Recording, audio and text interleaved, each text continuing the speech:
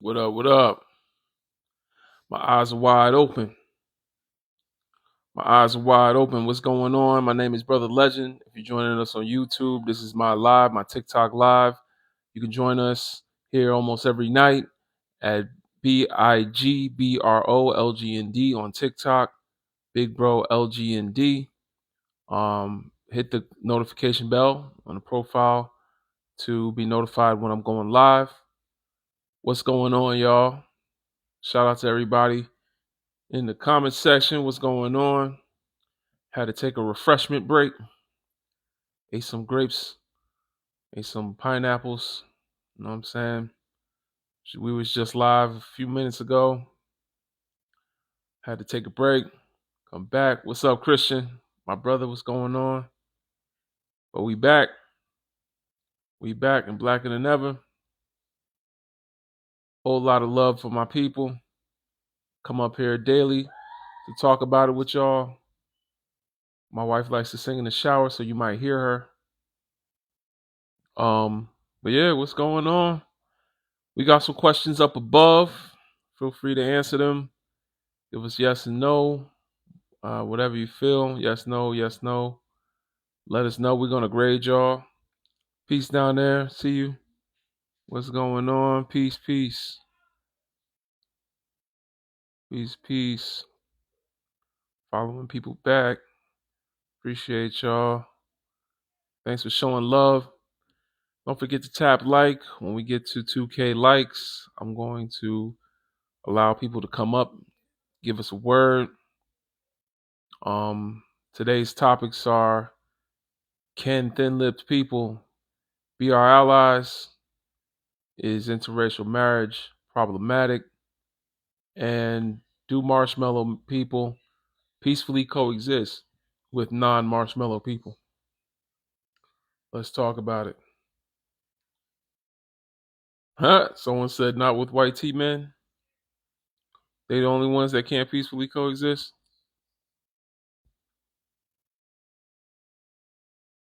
They the only ones. It's funny though, because I shouldn't even say marshmallow, because marshmallow is a food from ancient Kemet. A lot of people don't know that. The Kemetic ancestors ate marshmallows. What up, Sister Alicia? Appreciate you coming through. Marshmallows started in ancient Egypt. For those of y'all that don't know what Kemet means, ancient Egypt had a name before the Greeks renamed it Egypt, and it was called Kemet. The more you know. What's going on? Anybody want to come up? Feel free. We're over 2K likes. So if you feel so inclined, feel free to join us. Give us a yes or no, brief reason why. I'm going to ask your age, race, and pronouns. That's all. Just to introduce yourself. In the meantime, I'll answer some questions down below. Can interracial marriage be problematic? Thank you, Sister Kira. That's something I've wanted to say for quite a while, to be honest. But I'm glad. I feel like in the end he was more receptive, so that was cool. But I do want to challenge brothers that's using these phones. As you use these phones, brothers, men, I'm gonna talk to y'all, all of us, but especially the brothers using these phones built with resources from your homeland. Use them for the good of our people, man. Exactly. Everybody can put hashtag free Haiti, hashtag free Congo, hashtag people. I'm not sure. Mine didn't pause, Alicia. Oh, it's glitching? Oh man. I'm glitching. They doing it to me. I don't know. It's not glitching on my end. It says my connection is good. Okay, we back. All right, man. I don't know what happened. Appreciate y'all letting me know. So what we think in the comments? Yes, no, yes, no. Let us know what the answers are. Took 100 people off. Yeah, I know. That's what happens when it glitch. I don't know why that happens. I updated the app, so I don't know. Yeah. She said no. Oh, okay, you answered them slow. I thought you just meant no across the board.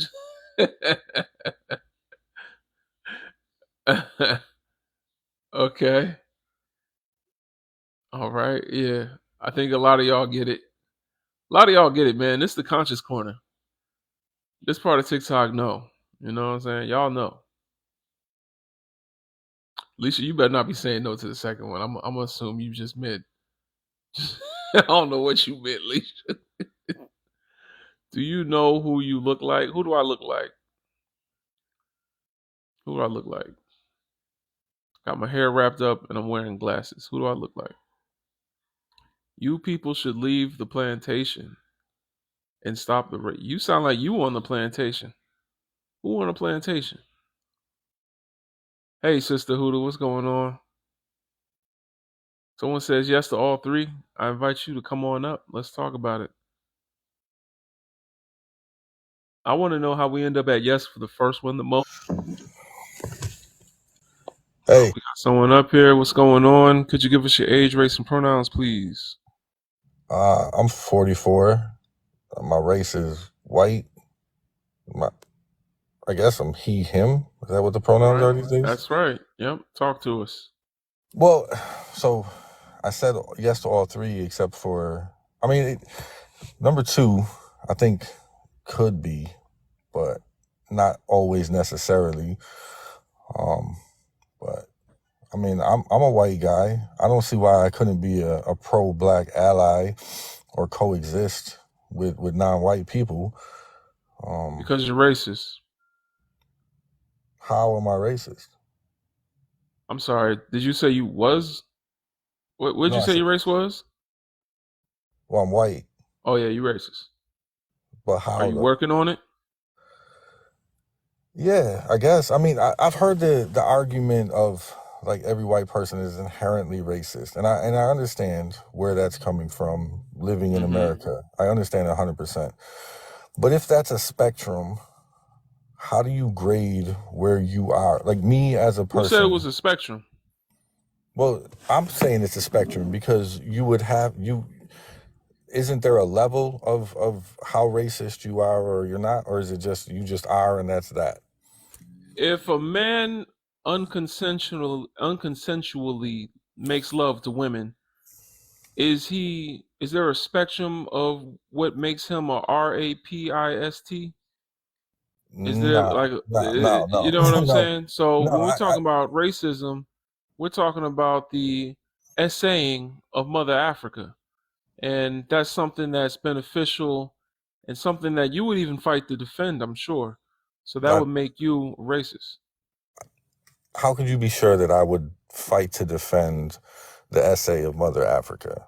Like you've never met me. Because We've never had a because conversation. if Africa were to rise, it would take away all comfortability from your environment, pretty much. Yeah, If but I told you that for 5 hours a day you wouldn't have electricity, is that something you would fight for or against? against. Why would I? I wouldn't want to be. All right. I could live without electricity. I have done it before. It's not Okay. comfortable, Yeah. but So would you like that for the rest of your life? 5 hours a day, you could figure it out. if I had to, but I don't understand the equivalency you're making with that. That's what America does to Africa when they steal the resources. Africans don't have electricity. They call it load shedding. They don't have electricity for certain hours of the day. So when Africa stops um, people from taking their resources, empowering places like the UK and America and other non-African places, and they keep their own resources, they're going to have electricity, and the price of your electricity is going to skyrocket to the point where you're probably going to have load shedding. So what I'm trying to say is that's a small example of the comfort that'll be taken from you, and I don't think Americans, even some Black Americans, are ready for that level of discomfort. I think when faced with the reality of that discomfort, they would fight to keep it, especially you. I mean, I agree. I don't think anybody is going to make a choice to live without electricity. I had no idea, what that was going on. Thank you for enlightening me on that.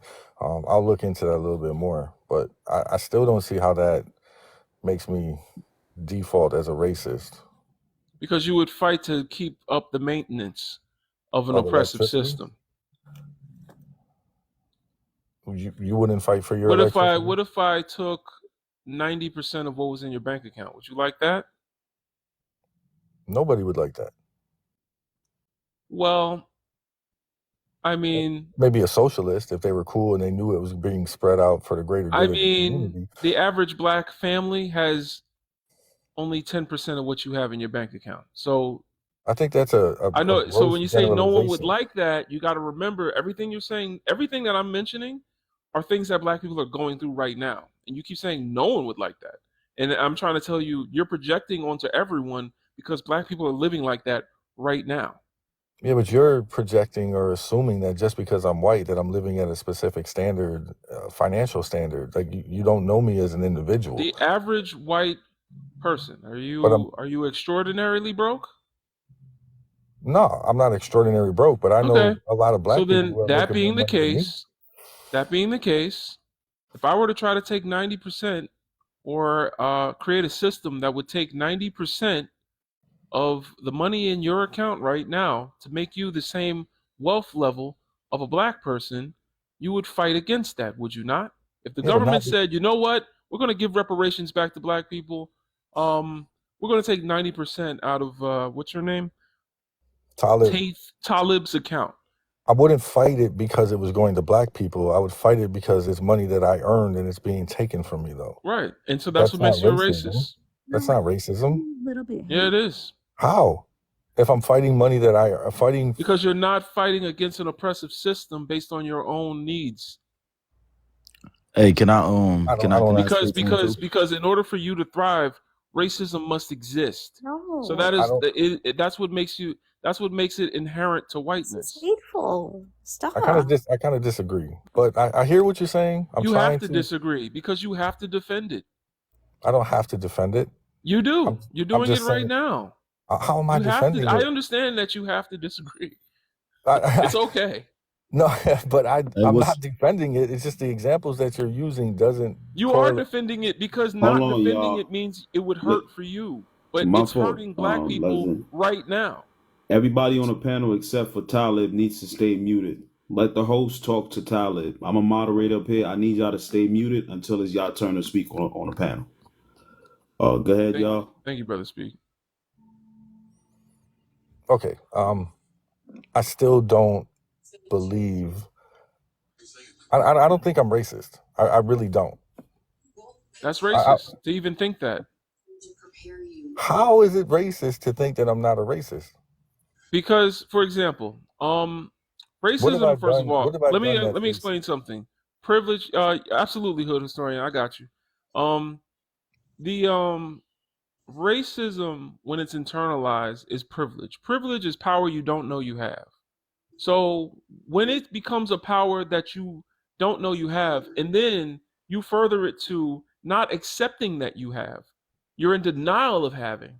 That means that you are far into the mayonnaise. No, I see how I have privilege as a white person in the United States of And America. just now, when I gave you conditions where you would have no privilege, you said, "Nah, I'm not going to do that." You said I would fight to keep what privilege I have. I'm sorry. It's not about hating black people. It's about me. I don't So it's think like, I don't think I don't think the cure to overcome racism or systemic racism in America is about losing privilege for white people. I think it's yes, about it is it's for about Africans empowering overcoming it. black Yeah, it people is. to give them the same amount of privilege. No, If there's equality no is the goal, why can't we give fight them to the give black same people amount of privilege? privilege. We don't want privilege. We don't want this privilege. No, this privilege was built on our ancestors. We You don't don't have want to this have one. white privilege, but you can have privilege as black people, no? No, not until not there. What there's there's white privilege, and then I don't know what you're talking about. Economic privilege. You're talking about the same economic privilege that Oprah still experiences racism with. You're talking about the same economic privilege that made someone break into LeBron James's house and spray smart stickers all over his house. No, definitely It's not. still a privilege. You're talking That about the doesn't. same privilege that has got Jonathan B. Majors going to a trial right now. Talking about the same, because even though he said he was being attacked by this woman, the woman called the police, and now he's the one in trouble. Because they said it was standard practice for them to arrest the man. So you see what I'm saying? At the No, end of I'm the day, not. no I'm matter how definitely much not talking economic about that privilege you stuff. have, it's That's not not what white privilege. I meant. Freedom, justice, equality, the same things that white people get when we go to court. Being looked at equal. Are you a Equity. misogynist? No. Do you Why would I believe that? Do you believe that men are sexist? Do you believe all men are sexist?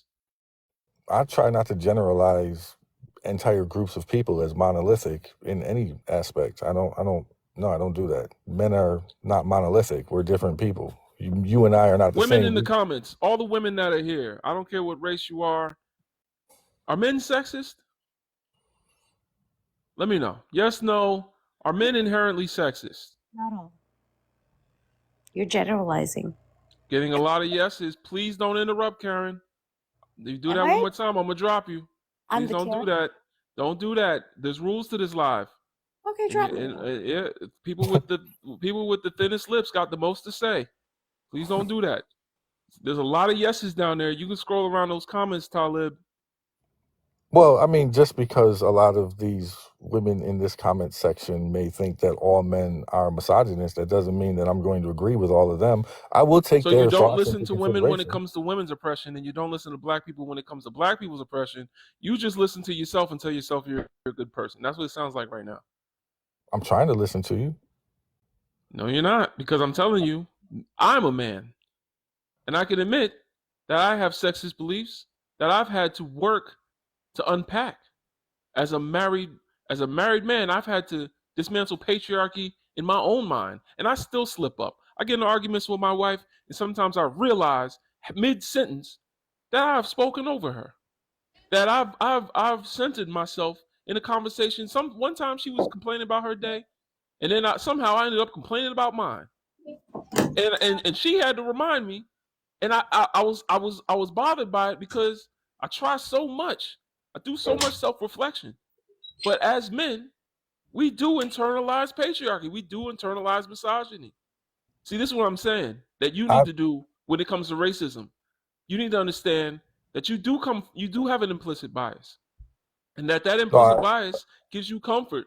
But what you can do for yourself, the best thing you can do for yourself, is understand that you have this bias and choose to react differently. No, I agree that I have an implicit bias. I think we all have implicit biases, but I don't think that generally Now we're makes talking about me everybody. No, We're talking we about don't. now we're a talking about racist. everybody. Okay, I No, don't have the the implicit bias kind that of I'm superior biases to that black you people. have nothing to do with our biases. It's a completely different thing. So but it, they are it makes you implicit feel more biases. comfortable to say, hey, everybody is doing what I'm doing. No, sweetie. I'm not saying everybody's It's doing what I'm just you. doing. It's just y'all. So saying that, well, what Okay. I'm doing is what everyone is doing. I know that makes you feel better, but sweetie, that's not what's going on. You don't have to coddle me. You don't have to call me sweetie. I appreciate it, but I mean, just explain to me what implicit biases. Hold I'm on. an older woman. Living with I call you Lilac, sweetie because I'm there's other older. guests before you. I don't want them to feel like they're getting cheated, but I appreciate you chiming in. Let me let Hood Historian give us a word. He was waiting patiently. Go ahead, brother. What's good with you? How you feeling? I'm good, family. Go ahead. Let us know what you think. Yeah, absolutely. So, I mean, when it comes to dealing with the fake allyship that people like to present to us, one thing I say is one of the most common rebuttals that we hear when we talk about the crimes that have been committed against our people, particularly by white people, is we hear them say that, well, all white people are not racist, which is a term that I could semi-agree with, I guess, whatever, right? But all Germans were not Nazis. They were not all part of the National Socialist German Workers' Party, right?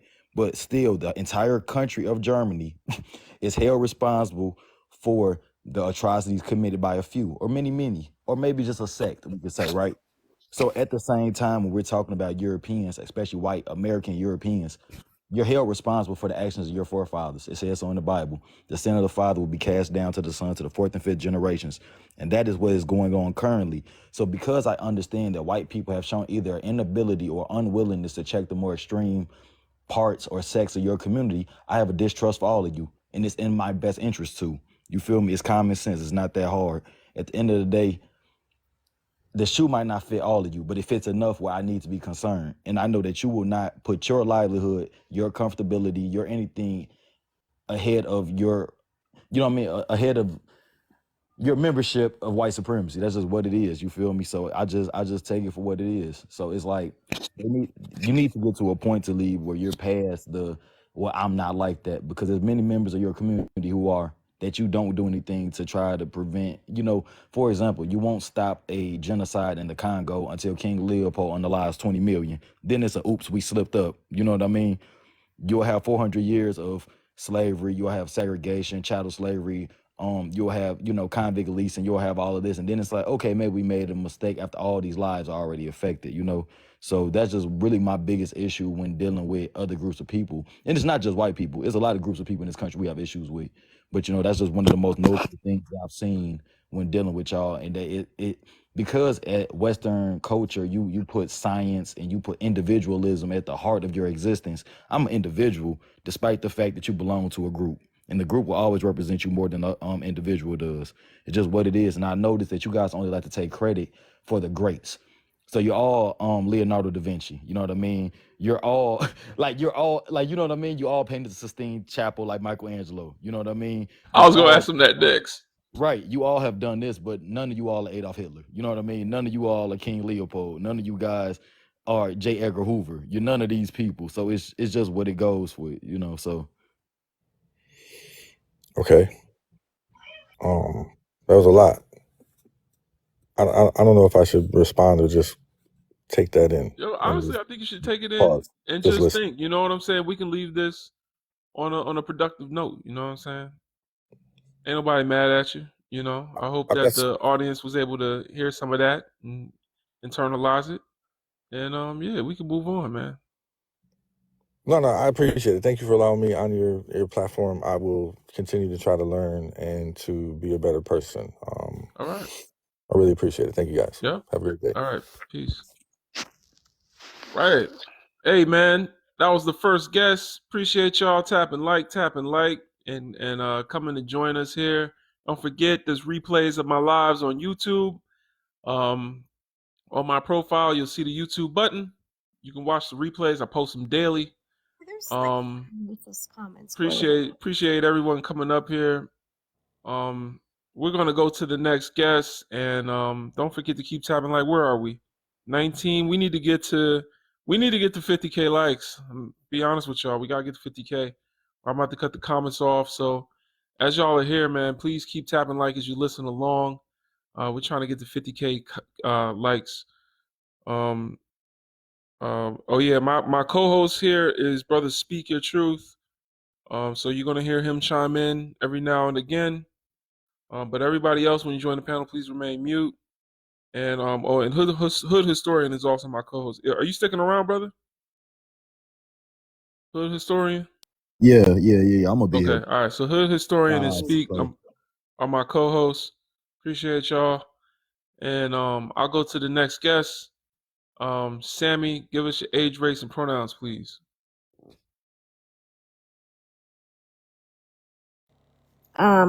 Age 38. Race black, obviously.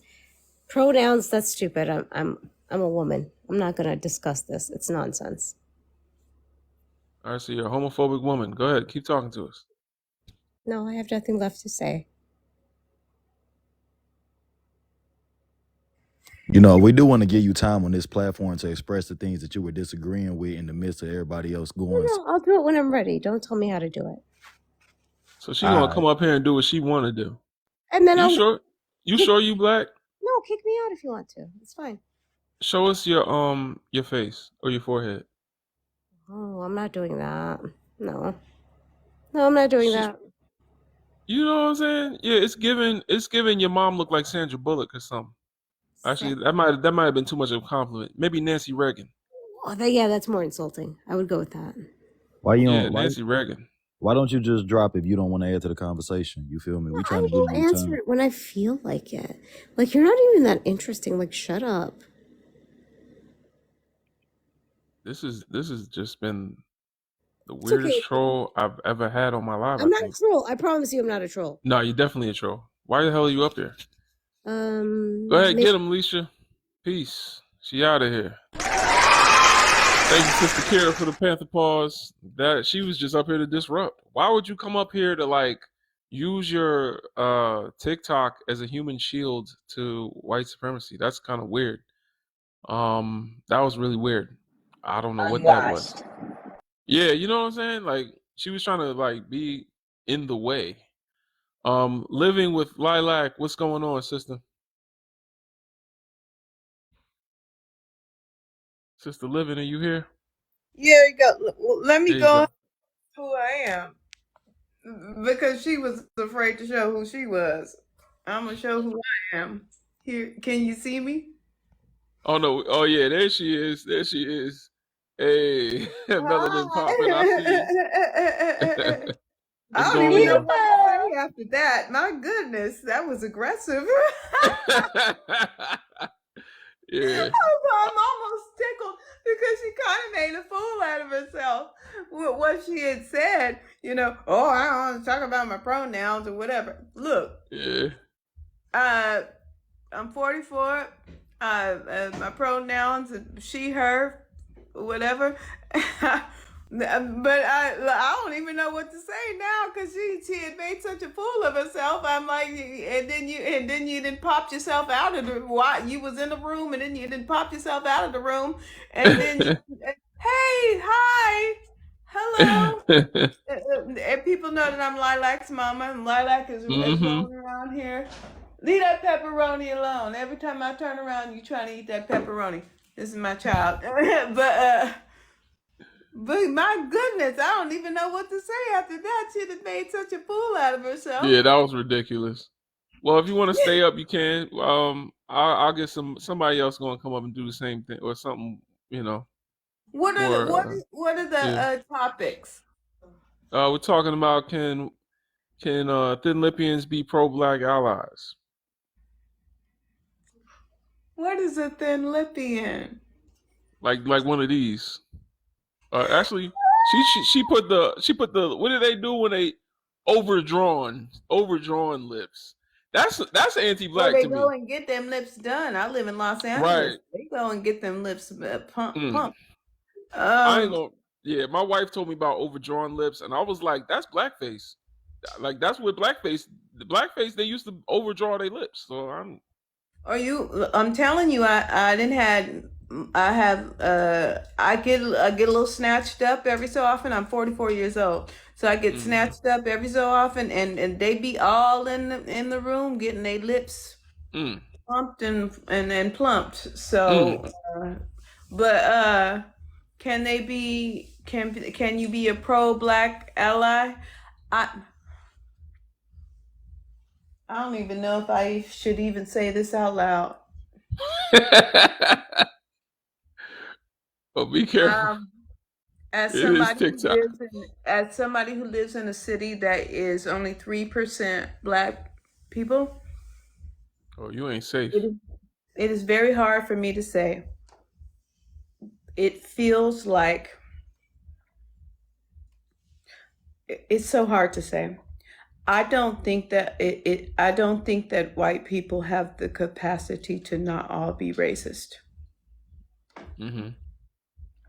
And the thing is people think of racism as hanging from a tree or, burning a cross or whatever. But a lot of it is just microaggressions, and they don't even know it when they do it. One time I told this woman, I said, don't have your dog, because I have an apartment that has a lawn Mm-hmm. and trees and a garden and everything. And I said, don't have your dog pooping on my lawn, because it messes up the grass, right? And she says to me, you don't even live here. Mm. And I said, excuse me? I have been living here for 15 years, you know? And then she says, who do you think you are? You don't even live here. And then she left and she came back and she says, I'm sorry, I voted for Hillary. I don't even know why I said that to you. And I said, Oh. I know why you said that to me. I know Mm. why you said that to me, because it was inherently inside of you. Mm. You didn't, Mm. you had to catch yourself. Mm. So the thing is it's not necessarily whether or not you're racist. It's if you can recognize your racism and you can manage it. You know what Yeah. I'm saying? Right. So yeah, that knocking on the door and saying, "Hey, I'm sorry. I voted for Hillary. Oh, high five." But Mm. but you also told me that I didn't live where I live. You don't even live here, sweetie. You don't live where I live. You don't have the front apartment with the lawn and the fruit trees and all the rest of the stuff that I have. And you told Mm-hmm. and it came at her body. She didn't even know. I don't think Mm-hmm. she was a bad person. I just feel like Mm-hmm. there is a inherent, I go to the grocery store, they sometimes they think I'm stealing milk. Why would I Mm-hmm. steal milk? And then Mm. but they always apologize afterwards. Mm. Always apologize afterwards. And then they say stupid things like, I love Obama, or Michelle Obama is so fantastic, and this and that. And and you Mm. like, you couldn't catch yourself, because that was the first thing that came out your. I went to my daughter's school and they gave me a card to go to the grocery store, a food card, Mm-hmm. a couple days ago.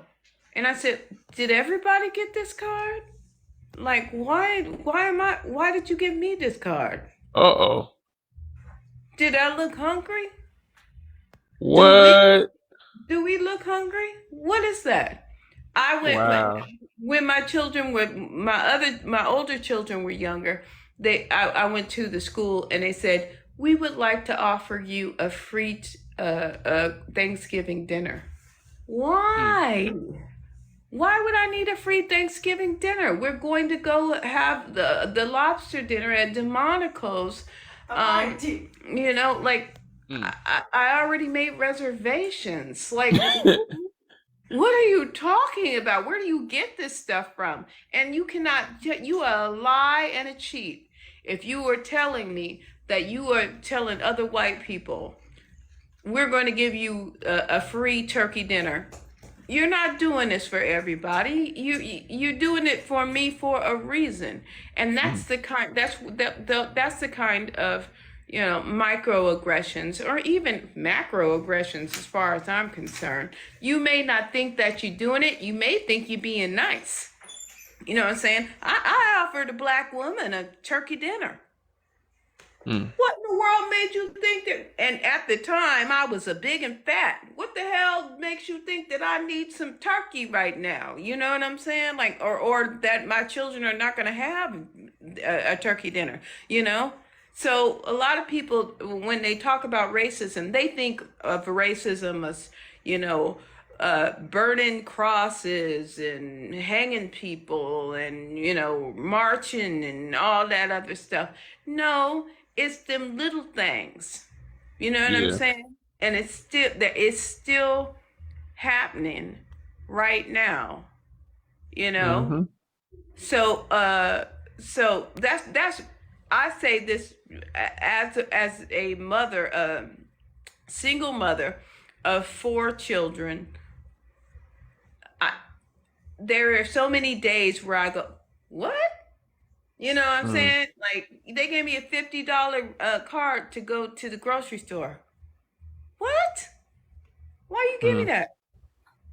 But that's odd. You know what I'm saying? I said, did everyone get this card? You know what I'm saying?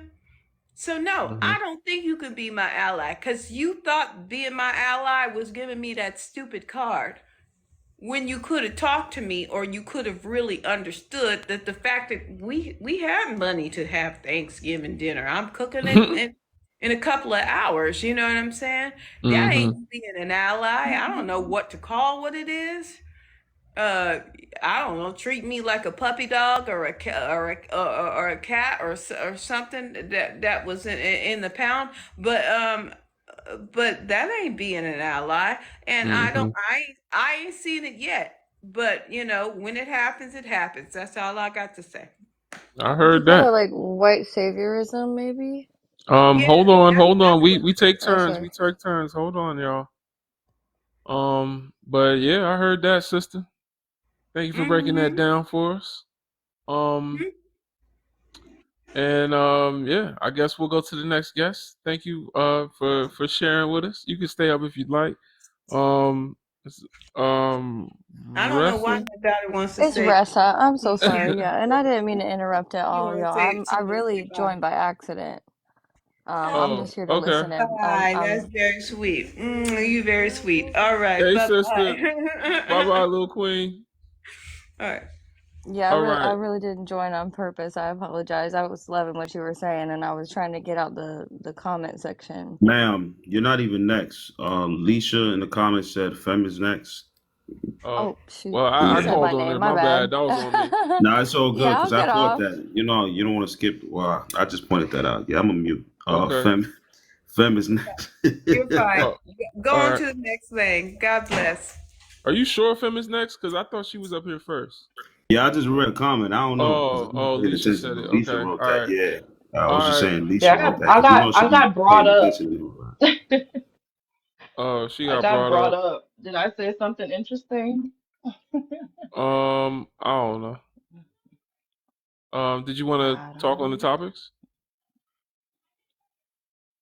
I mean, I got brought up after I made the comment of, will our black men be responsible for the quote unquote Pookie and Ray Rays in our community if we Ooh. are going to hold white people responsible for the sins of the racists when they're not? I mean, that was my question. That was my comment. And legend, that was like direct, like not disrespectfully nothing, but it was directed towards me. I was just wondering if I could Oh, like I'm just about to say, Leisha is messy. Leisha bringing up the troublemakers. I see what you're doing, Leisha. I like how you Oh cook wait, it. no, that wasn't. You thought I wasn't directing that towards you. It was a. Did I at you in the Oh no No, no comment? no I don't. no Because if I I oh didn't no did no take something what it I'm saying that. is personally, to be it honest. was it was I'm a just rebuttal saying like to what I was saying that's like one hell initially. of a statement. Go ahead, talk, Oh, okay. brother historian, if you want to address it. Yeah, for sure. Like I definitely do agree with her when she says that, like especially like within our community as black men, because two things could be true at once. You know, black men we have gone through what we've gone through, but at the same time we managed to kind of, not even to kind of, but to not treat our sisters the way we should. So I do think that two things could coexist, and we can acknowledge the fact that while we were trying to be better men and lead our people out of freedom, we forgot to who our number one supporters were. You know what I mean? So I do, especially at my age, like I'm 24, but I could see how what my father and grandfather and great grandfather may have done while still dealing with what they were dealing with, how they have adversely affected the women in my own family, for example. You know what I mean? So I Why do do black think men that's do that? hurt people, in my personal Who hurt opinion. black men? The European. Hmm. So when we talk about focusing on the oppressor and dismantling anti-blackness and things like that, I think it behooves us to keep our mind focused on our enemy instead of focusing on each other. Not saying that black men can't be held accountable for their anti-blackness, and anything that we do to perpetuate patriarchy and not dismantle it or support it rather is or doing anything we do to support patriarchy is anti-black, of course.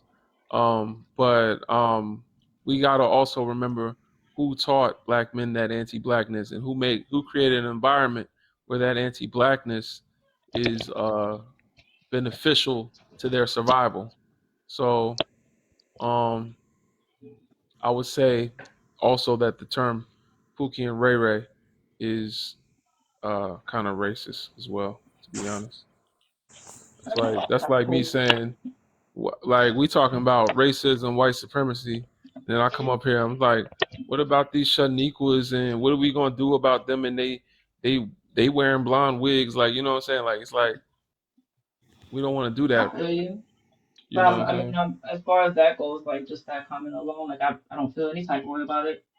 I mean, I don't feel like you said, you felt like you felt that the Pookie and Rary thing felt racist, and like that's valid. I get it, but like the Shaniqua comment, that doesn't make me feel any type of way at all. I don't subscribe to that. It I'm not should. that person, It so should. If someone calls you a Shaniqua or speaks about black women in terms that are nicknames or names that identify them within our community in and they're a cultural marker. Your name is a cultural marker, so it's anti-black to say that. You know what I'm saying? To minimize black women down to a caricature stereotype. I would say doing that to black men is Pookie and Ray Ray is also anti-black. I think a black man came up with okay. it. I think that's I have to mute you guys just for 1 second. I'm sorry. yeah, she running. All right, let's go to the next guest. Hold on, legend. Yeah, Listen, I don't know if the app is dropping people or what the hell is going nah, that on. was me. I knew Yeah, she nah, had but to I'm go. saying She I noticed that like people just yeah. popping in and out. I don't know if Ahmad is doing that, but let's get to 50K likes. Y'all tap the screen, tap, tap, tap, protect the live. Let's get to 50K sooner than later. If you on a panel, or in the comments and you hear somebody saying something you know can't be said on the app, make sure y'all type in F1 in the comment section to protect the live. Because some people are not usually on panels, and depending on what space you in, you can't really. Y'all know we can't say whatever the hell we want on this app. So to protect the live, if you hear anything that's a red flag to you, just type F1 in the comments to offer some protection. Again, let's get to 50K. And let's get to 40 shares. So share the live with up to 10 people. The more likes, the more engagement, and it helps the algorithm or what have you, and more people see this on the FYP. And I'm a mute. Tap All tap right. tap. Robin, what's good? Hi, good Hey, evening. good evening. I'm on vacation. Happy Thanksgiving, happy holidays, whatever folks are celebrating. I don't Happy know. Happy Is that? Black Folks Eating Turkey Day. I was about to say, is that a white tea holiday? I don't It know. is, but it's So not. The way we do it. But I'll say to everybody that's doing it the way we do it. But yes, yeah. I believe in the creator of the universe, and I have a spiritual, a spiritual belief in being thankful. And if this is a day that I can express it with family, and I'm fine with it. But nonetheless, I just want to answer the questions. My name is Robin. My pronouns are she, her, hers. I'm 60 years old. So I am part of the baby boomer generation, which some people say that I'm too old to be on TikTok, but I don't know. Sometimes I run into my people on the app. So Mm-hmm. I think it's AJ, none but important the that mother. Damn it, Aaliyah said it best. She sung it best. Continue, sister. Most of the That's viewers a of my mod, sister. lives, for some reason, are 55 plus. I don't know, y'all noticed that, but most viewers of my TikToks are 55 plus. yes. So, but I'm happy to be part of the party and the discussion always. And I frequent your lives because I think you are a great educator and you're very informative. I don't always agree, but it's all good. Can white tea? I'll answer the questions. Can white tea people be pro-black allies? Um, yes, I believe they can be. Um, and I believe that an ally is what it is, that we can use them for certain things. or leverage some of their advantages or capabilities that I don't think that we do as Black people enough. They have used us an awful lot over the centuries. We should begin to use them to progress our agenda forward. We have to learn to do that more more shamelessly. I know you're looking like that's a concerning statement, but we serve in the military, right? We do these things. We work in their companies. We contribute greatly to the economy, the American economy, and other economies around the world. But mainly, I can just speak to America's economy. We contribute. So why can't we leverage them until we can get to that space where we are in control of all of our systems? Do So I think you that it what you're saying lacks of a context of how racism, white supremacy works, or why it works. So there's reasons why we can never use their tools to bring down their house. no, but are we trying to bring down their house, or are we trying to get We our own should be. house? Are we trying to bring down our house, or are we trying to bring get our own house? We are building our own house, if you want to look at it that way, but we should definitely not be trying to use their tools to bring down their house. No, yeah, that's my question. Are we bringing down their? I But you didn't said think. you said basically we could leverage them against them in some No, I way didn't say against them. To leverage their infrastructure and their tools and their resources. to bring down their house. You No, can't do that. no, no. I didn't say bring down. No, no, I'm not trying to destroy them or bring them down. They can continue to exist and work as they do. No, they Uh, can't. yeah, sure, sure. Not Let me with you just. being liberated. Do you want to be free or do you not? Yeah, I do want to be free. Okay, I so want to be free you and living understand on. that their house is built on your back, right? Yeah, but We can build our own house and stand up, but when we do that, their house is going to fall.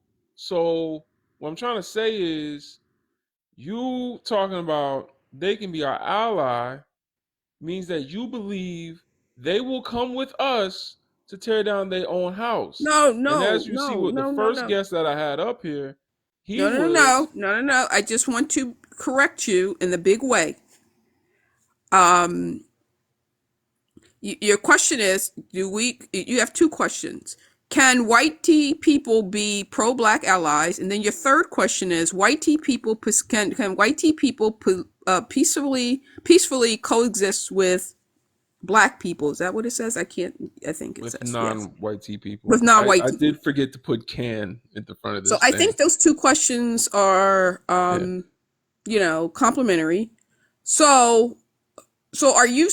So I'm not supporting the destruction of white tea, right? So whether Why not? because at the end of the day, I believe Oh, in a human race. I Okay, do. see that's now this is where you have a common misunderstanding of what race is. Race is a caste system built to oppress. That's it. No, no, I'm saying human race. All right. We're not So talking about what? the human race. We're saying can white tea I understand people that, but you're talking about, coexist but with you're talking about non-white tea coexist. people? But you're saying coexist. So who are we co against? Who are we existing with? So we're going to Well, exist no on a one, planet. according to your definition, No, we're all coexisting right now no, because we're all no, no, human, no, aren't no, we? no, no, no. Well, I So mean, there's no, no separation. There's no such no, thing as no, the Bulls or the Lakers or any other basketball team because this is all just a bunch of humans playing the game. okay, okay. So when are we going to war? ma'am. I don't. Yeah, I don't know what's Oh, happening, wait, man. Can I ask you a whoa, question? whoa. I didn't Ma'am, ask you Sister to jump Robin, in. can I'm I ask you asking. one question? Just one I'm question. talking to He Legend. gonna ask a question he don't need to be asking. Okay. Go I ahead. got you. Ma'am, Okay. in the history of mankind, I'm gonna put it that way. When Mhm. have white and black people coexisted peacefully? Sister, as my elder, please riddle me that. Cause I want to hear from you. You an elder, and your answers so far is blowing my mind. But when have we ever coexisted with those people? When have we Peacefully. not coexisted? So America, for example, we coexisting with them people in their system peacefully. We're all Okay, at so peace. So I'm going to answer hold your on, sister. question. All of So us are equal. in the So beginning, listen, with, man, with man, man. the Let me just say this. origins, well, I'm So going to answer your hold on, question. sister. Hold on. I got you. Let's go back to the So listen. origins of Let me say mankind. this. Hold on. Listen. A YT man, 33, all his privileges, all of his access as a YT person. Do you believe me as a black or African person, 33, have the same privileges in this country? No, absolutely not. Right. So think about how America works, right? Because I wanna frame. I don't want to say too much. Think about how America is designed from the times that Africans were brought over here to build this country. When have we peacefully coexisted with those people, and when have we been on an equal level? How do you say equal? Can't say Playing equal. field. Yeah, that. When have we coexisted peacefully? Do you think this is peaceful today in 2023? We're at peace with these people. Do you think No. everything is working the way it should be, and there's no issues? And in your belief system, in terms of how you responded, you think they can be allies to us in terms of the things we experience, our issues, our oppression, etc. Okay. You think they can be allies to that? Did I hear that hmm correctly? hmm I think that either we have to move progressively forward. There's only two options, and I'm just going to. I think of Frederick Douglass, right? Frederick Douglass says, you're right, and what you just said, power. They're not going to give up their power, right? No one gives up power voluntarily, right? Your power has to be taken. So, okay, so we go to war, which I do not. Is that going to happen? Are we going to war anytime soon? Is this going to be a revolution anytime soon? We're at Yes. war right now. Okay, We've all always right. been at We're war yeah. There's since we revolutions were going on right now cotton all across picking Africa. slaves. We've They're always been calling at it the war with them they're people. calling it the revolution. Yeah, Yo, nothing changed. Modern day Oh, okay. slavery is very much real. I don't know what's going on, sister, but you're losing me. No, But yeah. again, when have we? And I'm gonna ask this again, and I'm gonna stay muted. When have we, since the time them people came and did okay. what they Whoa, whoa, did to whoa, whoa, us whoa. on the Okay. motherland? Hold on, sister. hmm When have we coexisted peacefully? I really want you to answer me that, if you can. I'm a mute. That's all I got. Hey, Miss Robin, before you respond, because I don't really mean to like straw man your argument or nothing, but I do want to bring up a couple things because if we study the history of our people, we've read about John Brown's, even in the Haitian Revolution, what was it? The Poles and the Germans were made honorary blacks, right? By Dessalines, Toussaint Louverture, you know what I mean, just their contribution to our movement. So when we're talking about allyship, are we talking about, are there individuals which can be used for the progression of the black struggle, or like, you know what I mean? Because I do want clarification on it myself, and that's not the straw man what she's saying. But there has been times where even when Alexander the Great fought the Persians, the Battle of Gaugamela, he fought against some Greek hoplites that were serving the Persians. Every group of people uses people from their enemies, in order to bolster their numbers, things like that, things that you get. So, that's my question as well. I, again, I mean, I don't have the answer. I mean, I'm just saying that the answer to that question, allies. Yeah, I think that I remember when I listened to an interview of Nelson Mandela, and Oh boy. oh boy. You haven't brought up one pro Well, black. again, You haven't brought up one pro I, black leader. I'm, Everyone you bring up is anti-racist. well, I'm just gonna, just listen because I either the revolution. People say a revolution is going on now. Really, the revolution going on now, and we're sitting up here on a Chinese platform right now. We're talking on a Chinese platform, but a What does revolution's that going have on to do now. with anything? Well, it does because it's an ally, right? You're leveraging a resource to get the word out about Black people unifying and becoming pro-Black. So you're teaching on a Chinese platform. So I'm just And you saying married that to a white man. no, I am not. Oh, okay. You sure about that? Who Because said I would that? say you are the way you talking. Because I don't know what you I protecting. am. No, I am not. No one in my. my family is married to a white person. Are you kidding me? I'm playing with you. No Somebody. way. Okay, Hey, but nobody. y'all, My can y'all, father would be no. That's not That's not. My but, family is pro-Black several generations. Okay. Okay. but you know, on a serious note though, y'all, like the No, comment that's I a had serious made. note. I just Okay, want not to, okay. Mr. Okay, Vaughn cool. and All right. I come from generations of strong Black men who marry all Black women to my brother. So I don't know where that's coming from. Hey, brother Okay. Legend, Well, can you that's give me good. feedback on what I asked earlier, if you get a chance? From me? Yeah, because you know, we Oh, I talk. didn't know you was asking me that. I thought you was Oh yeah, asking yeah. her that. You know, no. I was asking you that, bro, because like we've had John Browns, right? We've had people like that, and also, like I said, I brought the Haitian Revolution, where the Poles, and I think it was the Germans as well, were made honorary Blacks by Dessalines, by Toussaint All right. So Louverture. the Polish people came down to help the Haitian people, thinking that they would be able to take over once France left.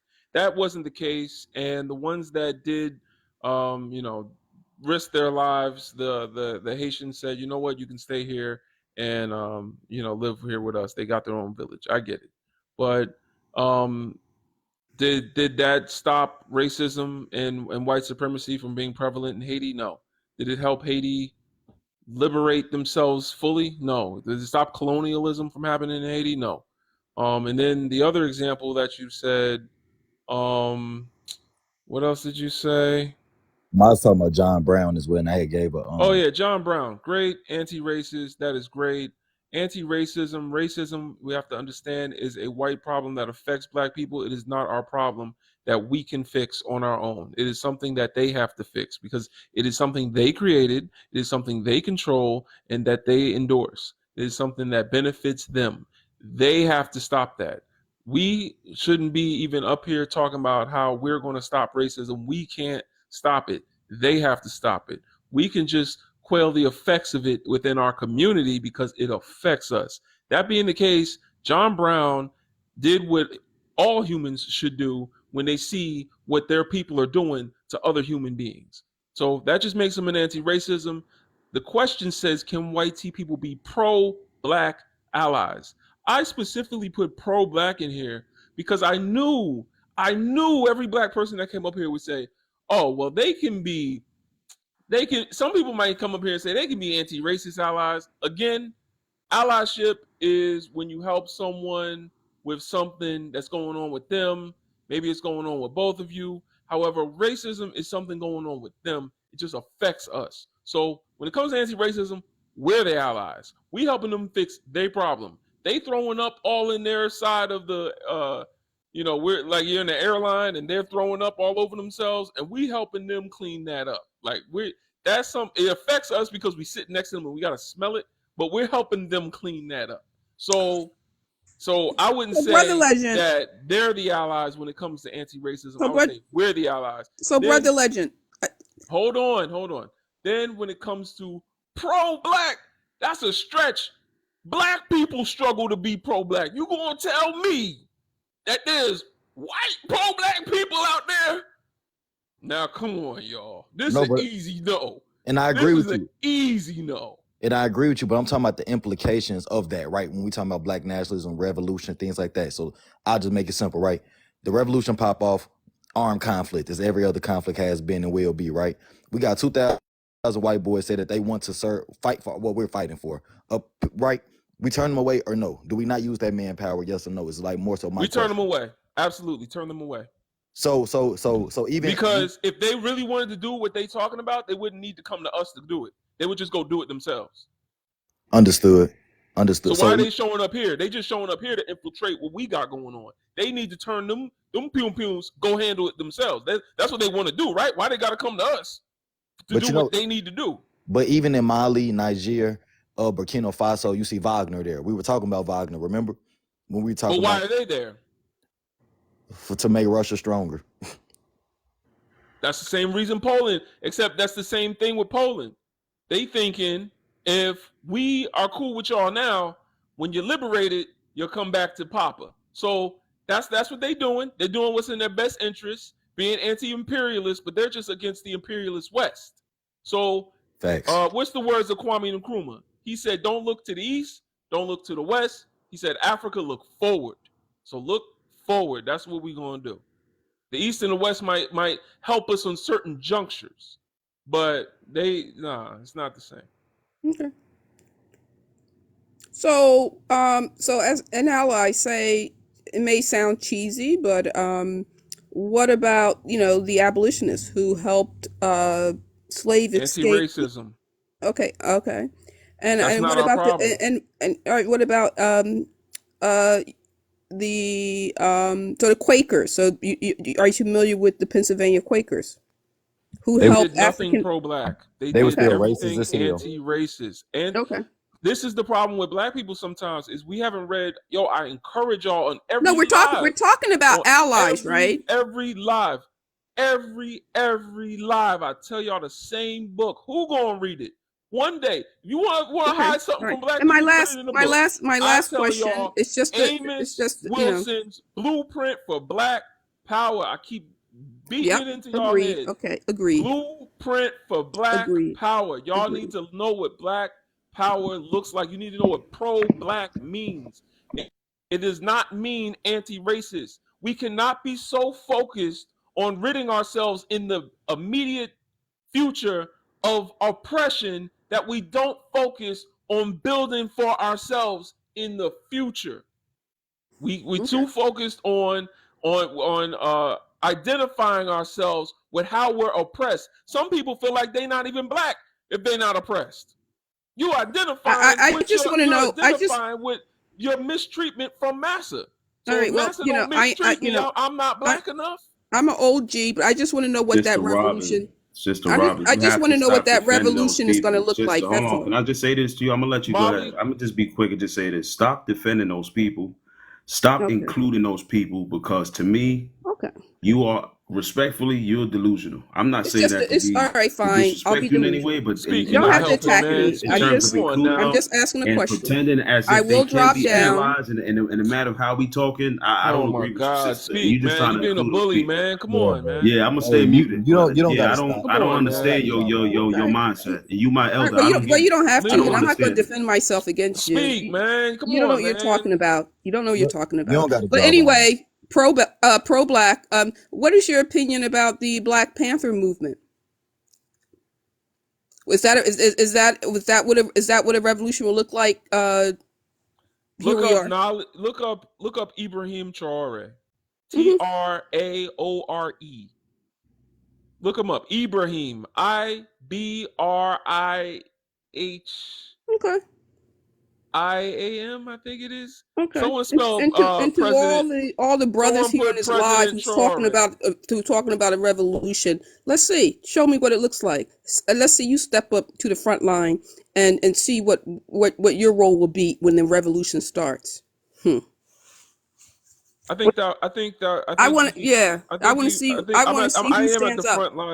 I am at the front lines of the revolution. No, I'm not talking to you, Brother Legend. I'm talking to the brother who came after me, talking about that what my position is on the revolution and progressing the interests of Black people forward. So I want to know what he'll do on the front lines when the revolution starts. Listen, all I'm gonna say is you shouldn't poke him. He gonna be ignorant now. Oh no, he shouldn't poke me like that. I'm just telling you. Poke me. Listen, I play with machetes. I don't play with those people like that. That's all I'm saying. I'm talking about weapons on here. Now you know better. You can't talk about that. All rhetoric. You can't talk about that. You can't talk about that up here. Speak. I'll see you on the gun range, my friend. No, let's see what you got. You gotta go. Look, what are y'all doing? Y'all for real? We got Black people in here. Y'all talking about hurting each other? What the hell is going on? What the hell is that? Y'all became gangster? What the hell going on? Y'all can't talk about that up here. No, she Everybody basically put F1 in the comments. What's going on? You know we on TikTok, right? You gotta talk like you want Barney and friends up here. Right. Y'all wildin'. Y'all wildin'. We talking to black people. Why are y'all talking about weaponry? Y'all doing too much. All right. I'm sorry. I wish D was up here. Where's D at, man? Let's move on. Thank y'all for putting F1 in the comments. That was ridiculous. Y'all, black people, we gotta do better. We don't gotta go to violence. That's ridiculous. She was saying. Yeah, go ahead. What are you saying? She's talking about she gonna be on the opposite side. That's what she said. I brought up Ibrahim Traore. If you want to know about the revolution, it's going on right now in Africa, where it needs to be going on first. Because any revolution we have here in the United States is going to get knocked down like the Black Panther Party, because we don't have a base outside of America. We need a base. We need a Pan-African military that America is scared to touch us here in America, because there's a base off this continent that they are afraid of. So any action when it comes to that needs to be happening on the continent, and that's what's going on right now in Niger, Mali, and Burkina Faso. I think we can work them here, but we got different. I know this is where we always disagree. Yeah, we always disagree. I don't. It's historically, there's no. It's never worked because of this one thing. I think now it's time for that to happen. Oh, someone said now Chad. Someone said it's happening in Chad now. Did I miss something? Hold on. Somebody said Chad. I didn't know that. I might have skipped over it. There's a lot of news coming out of Africa. I'll be watching it. Did I miss something? But Brother Legend, like we've never waged full-fledged military conflict against them, bro. We haven't. I mean, see, that's the thing. Not against them, because we haven't even gotten to a point where we can protect ourselves to grow our numbers.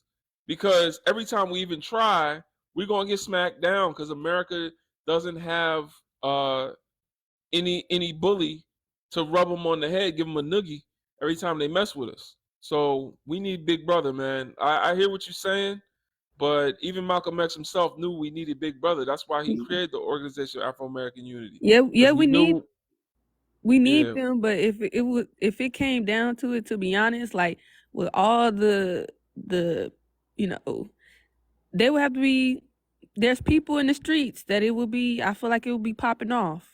Exactly. Yeah, that's not gonna happen. And fireworks. Y'all, how many white people? I want to ask you, how many white people, Bree, do you think there's in America? Give me a soft estimate. I believe the last time I checked, it was like 230 million. That's right. How many black people are there? There's not even 45 million. Okay, so just like Martin Luther King said, we're not gonna win that one. Can I explain? All you gotta really think about is how many shells are there. That's really it. Nah. No, name so name one pew pew made by an African. I can tell you the ones can get. M4A1s. We can get AK-47s, SIGs. All right. You hood historian. Did you not hear me say pew pews? Bro, you don't need to only manufacture weapons in a guerrilla conflict in a country where there's. Where you gonna get weapons from then? There's 125 firearms per 100 citizens. There's more guns than people in this country. I'm sure. Oh my God, hood historian. Pew pews. Please. No, and I'm telling you that. And they I say pew pews, bro. Pew pew. Oh, I'm sorry. My fault, bro. And they aren't gonna want to tear down their houses, their mansions, their buildings. They're not gonna want to do it. I just think a guerrilla. It's not going to happen, y'all. Y'all revolutionaries, go ahead, man. Y'all go ahead. It's not going to happen. We tried this before. We're not the first black people to have this thought. It didn't work before. It didn't work in the 1800s.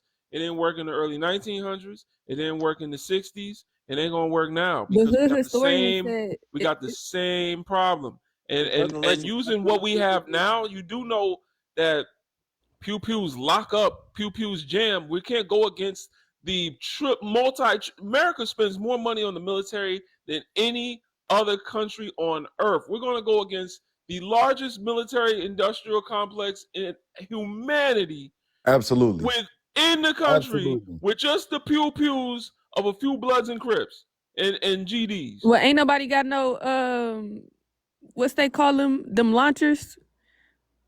There are RPG sevens. We don't even have what All right, You know the Historian, you gotta go bazooka. because I you don't gotta know how to go. talk. You gotta come back. Come back. You can come back up. You cannot keep saying these names of these things on my Oh, live. my bad. Okay. This man, y'all are doing too much. Please stop. Okay. I'm asking. So nice to think before you speak. I just Please. wanted to say, like, I do agree. I mean, like, if you look at all of the M words that happen through how many different towns, like, Wait, hold on, speak. Go ahead. How many from Oscarville to they're just now talking about Tulsa when there was like a 60, 70, 80, 90 massacres just between like 1880 and like 1920. I mean, thousands and thousands of people. Like, whenever there grows a large population, they're gonna decimate it. That's what I talk about in LA right now. Like, we had LA, our numbers out here, we had a huge population in Los Angeles, and now all the neighborhoods that used to be black, they're now Hispanic. And it was mainly through violence to the LAPD and the Mexican mafia. Like, just entire families, entire neighborhoods were just being obliterated. All Like, right, Bree, we're going too far off. I hear you.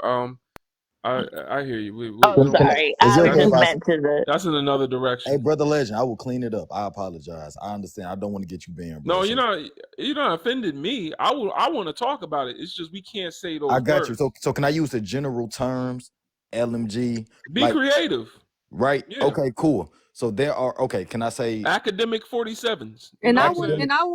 want to apologize also because I just watch a lot of fantasy and stuff like that. Don't take me too personal. They say I'm on not taking nothing y'all said personal. I want to talk about it. I'm just saying we on TikTok. So Okay. Right. I don't want. I'm sitting here talking to y'all and then bloop, and then I'm Yeah. gonna be. Damn. I was talking to the TikTok and everything, and just for your platform, just Yeah, they I'm be sorry. taking me down. They really trying to get my page taken down. So the only Go ahead. point that I was making, my brother, okay, just from a student of history, I was a history major. I've studied many groups, the IRA, which I'm sure you're familiar with, the Irish Republican Army. Much of Yeah. their stuff was homemade, right? Mhm. I can't say the terms, but there were a lot of things go boom that they were able to make at home. You know what I mean? Very doable in an industrialized society. There are household items that many of us have to do that same thing. You know what I mean? The point that I am making that when you study Bro, guerrilla you a con- military man. You know they got drones now, absolutely, right? yes, absolutely. My grandfather fought in Vietnam. I had a great grandfather fought against on the Gothic line in Italy. My cousin fought in Fallujah in Iraq. My other cousin fought in Kabul. I just tell you what they tell me. That's all I'm telling you, right? That's all I'm saying. It's much more doable when you use small unit tactics. There's a lot of things that we can do. There are armories in America, police stations that could be overwhelmed. You attack their logistics. Dwight Eisenhower is responsible for the American transport system. He learned it from the Yahtzees. You know what I mean? As far as the way in which they travel through cities, there's a lot of things that can be done that would make it a conflict that we can handle. The thing about being a guerrilla is you don't need to win. You just need to not lose. As to be a Kong. It's just how it works. They have to have total victory over us, which I don't see as being plausible. With proper preparations. Women With would proper send. preparation. That's all Do I you was think saying. we're ready to send pregnant black women with bang bang or not explosion? I can't. Damn, this is hard. Not saying the word. I know with bang bangs in the in the in their Yeah, stomachs. You know what I'm black women ain't saying? gonna do all that. That's They're not gonna send their Question. children to go do all Question. that. Send them. Well, pregnant black women in the fields working hard at the same time, and Mhm. we survived, didn't we? Or So if we're No, fighting. gonna no. be I doing don't I'm think you this talking about the on understand what she was defense, S-island. saying. She wasn't talking about whether or not black women could be strong enough to go out with a pum pum. She's talking about. Well, I thought she was talking about something with a beep. Boom. Yeah, You know what I'm exactly. We're saying? not doing that. Oh, Well, send them somewhere, out of the country. I don't listen. I hear what you're saying, and it's very optimistic. But in the past, if we're gonna learn anything from history, then we gotta acknowledge the fact that we're not gonna win without some help, and no one is gonna rush in. Look at Haiti. Haiti had help from Poland. You said so. No one is gonna rush in to save Black America. Guerrilla warfare happens. They usually have some sort of ally. You think Mexicans gonna come in and help us? Who's Um, gonna come in and And I help also want us? to bring to attention, what the woman said earlier about the app thing, right? I did say something. My app went out, like all of my Wi-Fi and everything had shut down when I had started talking about how Oprah Winfrey isn't allowed to, give back to the community because all of her dollars are controlled by the YT men in the system.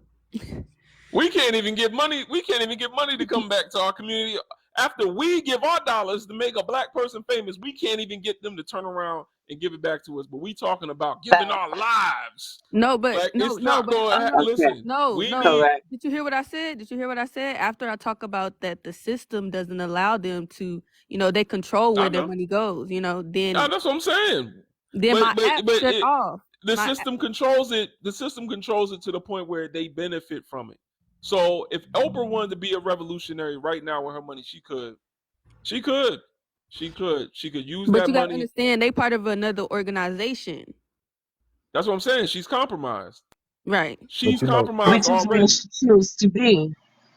but She's Yeah, been Vince, part yeah. of their corporation now for years. But Yeah. I think there's a level of not necessarily understanding, but there's just statistics that do work in our favor. I know that because of what our people have gone through, where we feel like everything we do gets crushed, we have a fear of God But complex. why does everything we do get crushed? I'm trying to expound on it. I'm just trying to expound on it.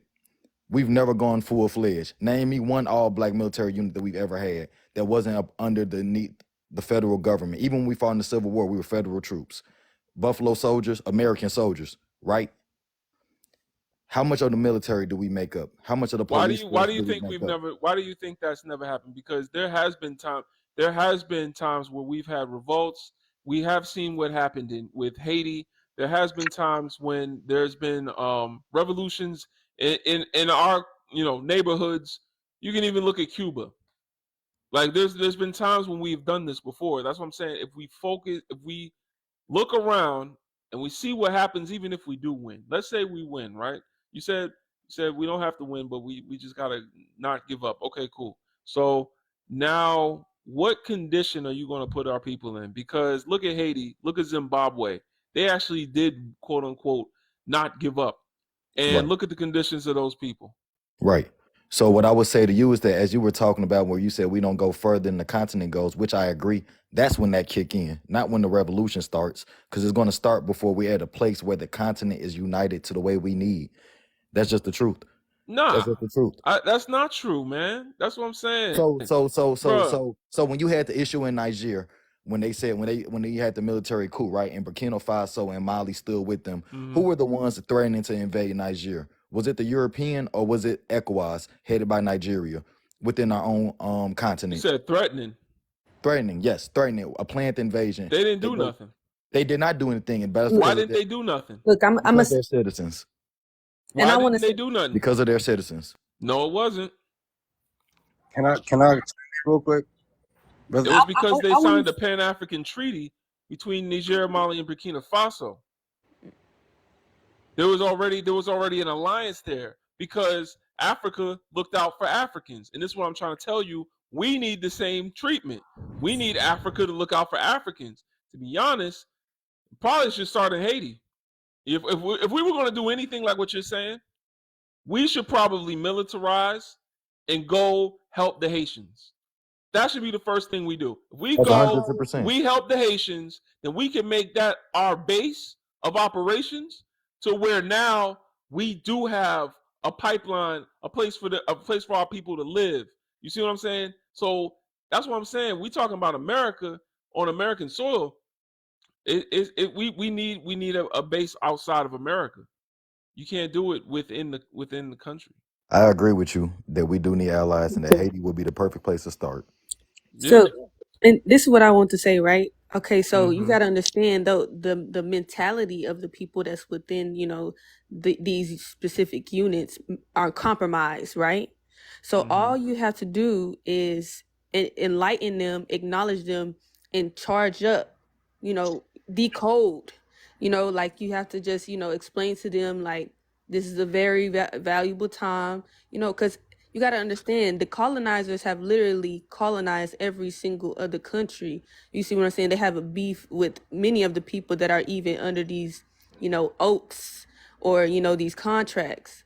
So they still are, have their own mind and their own way of freedom of thinking and heart, And I feel like if you appeal to that, not really just even appeal to it, but if you just reignite their spirit, Whose spirit? whoever's under these contracts and these. Are you talking about the elites? I'm talking about the people that's within the military. They not. They. If you any black person that joined the military, I think they going. They like police to me. Yeah, they're No, but indoctrinated. they're still people though. They still but they're people that like they spirit. They had no hope. A lot of these people, they got fresh out of high school. They didn't have no direction of where to go. You know what I mean? Or they were trying to look for something out of their circumstances. And so if you spark their heart, spark their mind, and give them hope. That's what the military did. Give them hope. Okay, so Nope. It gave But it gave them some money and it told them what to do. No, but that's And at the hope end of though. no, it's not hope. That's not hope. Because if you have hope, you're going to focus on how you can build something for your people or within yourself. I know too many people that are black that are military that literally will talk about how they're 100% disabled and they see the benefits and how it affects them, but they've never thought about what they can do. I've told some of these brothers, why aren't y'all training other brothers on the stuff you learned when you were in combat, when you went to the military? Why aren't you finding the youth and focusing on them? And they don't see it. They don't even understand it. They know that they served and they did. It's almost like they went to jail and they served time. It's no hope. So are you saying? Are you saying what? That the people that went to jail, like that they can't develop a new mentality, or they can't. No, what I'm saying is there's a lot of people that go to jail and they just go serve their bid. That's what the military. A lot of people that go. They say, this is my time, this is what I'm going to get, and I'm going to serve, and I'm going to get what I do. And I think that's a negative way of thinking. It's a reality. You are literally. I think that's a negative way of thinking. I feel like that's up your life. It's not listen, it's a reality way of thinking because you have to go and you're sacrificing your life for a country that still does not consider you human. They have to see the benefits in it. So baby, they look at the benefits of it. They look at the they're going to have money. They're gonna have opportunities, and they see the benefit of traveling and getting a free education. I know the man that I am dating is in the military. When I tell you, they do not see it as a hope. It is benefits. Their children are receiving the benefits. Their children are going to get free education. This man can list you everything that is going to benefit his children and the benefit of doing it. But do you think that gives him hope that every day he has to suit up and do something that he really don't want to do? If these people had hope that their countries were going to be restored, if these people had hope that if these people had hope that they were actually going to have opportunities outside in their own countries, in their history, and it was going to be enriched, and their legacy will actually mean something, then to help people that have conquered over them. Yes. But how many military people you opportunity? It don't matter. All it takes. My biological father served in the military. I am telling you, I see these people every day. It's not what you think. It's not what you think. You're still sacrificing. That's the problem. Y'all all talking over each other. Please don't interrupt, sister. Y'all all talking over each other. We can't hear. Give Darknado a chance. He's been asking for a minute. Sacrificing. You're sacrificing for a benefit. Go sit down with some black people that just serve. After D, we're gonna let Darknado talk. Go ahead, D. Land your plane. All I'm saying is this: we talking about some hope.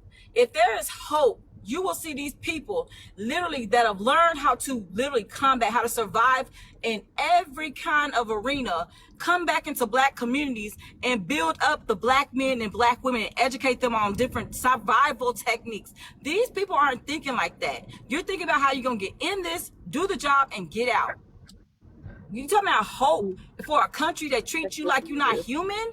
When these men are in their suits, you go ask them how they're still treated in their uniforms. You ask them how different sergeants will get in their face and disrespect them because they're black. The racism in the military is still very much prevalent and present. Right. But if they had hope, oh my God, that's the point.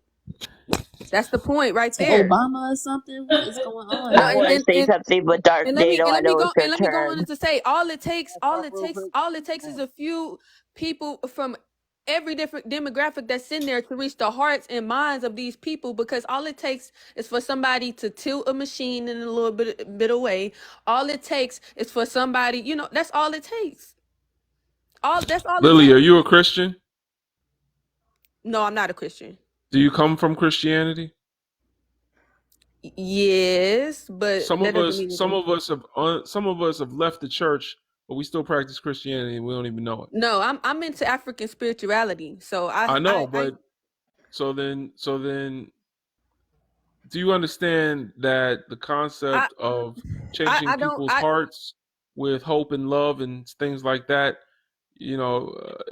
no, that's a spiritual Christian practice. It's actually a spiritual practice, to be honest. Changing people's hearts with hope.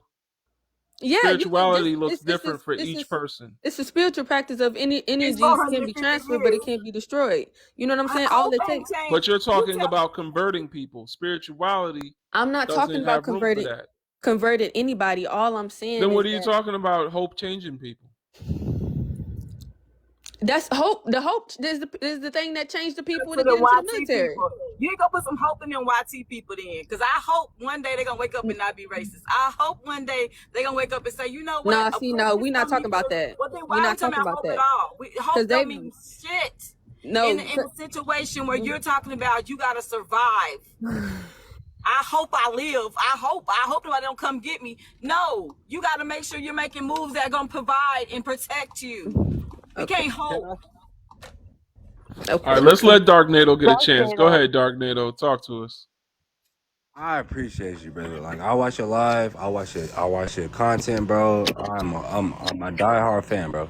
Appreciate you, man. Thank you. I'm done I hope you gain some knowledge. I'm with it. I'm with the shits, bro. I'm with it.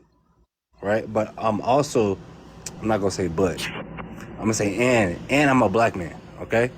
Conjunction with your function. All right, now, so listen real quick. Okay, listen. Black people have served in militaries, right? Black men and women have served in militaries, and they have passed away due to the military function of said system, right? Now, I'm gonna diverge back to colonialism. They have also been in wars, fighting amongst each other. Then this is what happened, right? It was like, okay, we done fighting amongst each other. All of a sudden, the Black Plague came through, right? The Black Plague came through. Then it was like, okay, fuck it. We not functioning right now. Our body is ill. What the fuck is going on? Okay, boom. Now listen, check it. Now, okay, let's conquer everybody else. That don't resonate with us. They don't fuck with us, right? Let's do that. Because black is wrong. Black Friday is on Friday, right?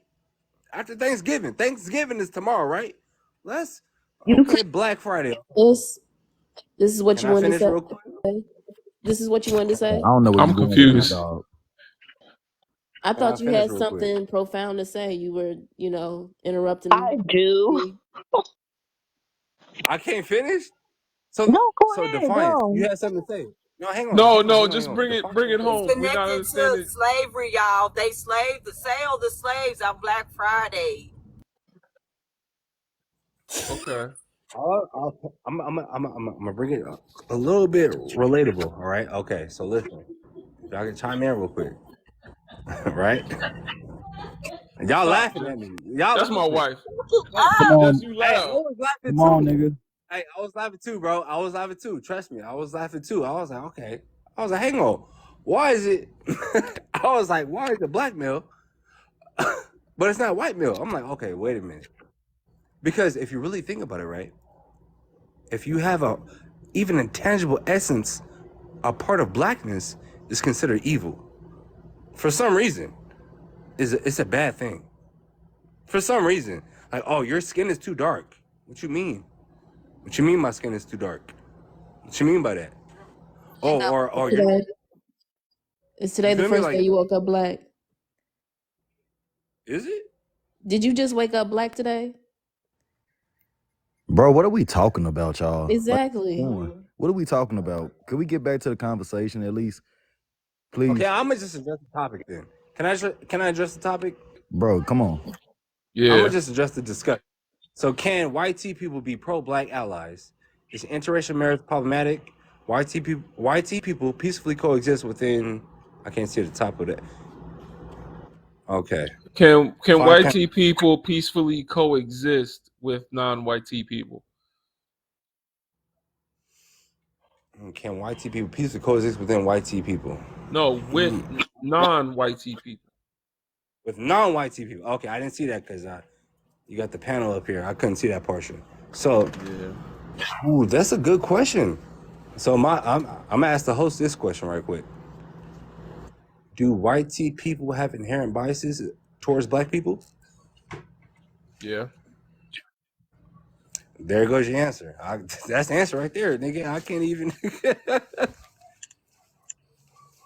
I don't Okay. know why y'all be this profound. What the hell? I'm just saying. We got the black pause going right now. I'm just saying. Hey, host, in the He just asked the defiance, bro, question. I'm you Seem answering let like it. her you get got a it lot of right. white tea girlfriends. I feel like she You got got more white Who, tea experience me? in the girlfriends? conversation. Oh, Who? Do you date white tea I women? I have a black beautiful wife. Trust me. Oh, I Chocolate and don't all. know. Trust me. I don't know. Just watch. Just look at my page. My wife is black and I'm gonna be chocolate as honest. He fuck. do sound like he got a black wife. I ain't gonna lie. You And she know, and she thick too. Trust me, she thick as fuck. Sir, please don't ever touch your wife. we don't, we don't, we you don't have to refer to them as thick. We prefer the term wealthy. You know what Okay, I'm there we saying? go. Her There we body is go. her She's body is wealthy, wealthy. generous. She's a very generous There we woman. go. Yeah, there we That's how our there we ancestors used to say it. Yeah, her body there is we go. generous. Who is There them? we go. can I I ask? appreciate you, brother. My fault, my bad. I ain't gonna lie, I do not care about this man wife. Could we go back to the conversation? Yeah, okay. All I've right. been up here for a minute. Can I answer the discussion questions? Yeah, Bree. Okay. I said it yesterday. Can white people be pro-black allies? No. I don't think so. They need to fix their problem in their community. They created racism. They need to work on not being racist amongst themselves because they don't even listen to us when we can say the most deep, most revelation type stuff, and they will just act like they didn't hear us. Uh, but the question that interests me the most is interracial marriage problematic? From an interracial standpoint, I think it can be extremely problematic if you are messing with somebody who's a racist. Like, I don't really understand it, why people do it. They know their partner uh, hates or discriminates against the group that they're literally married to or having relations with.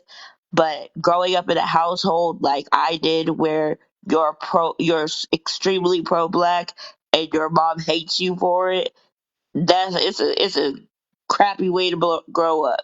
So don't have children with somebody who despises your love for your people.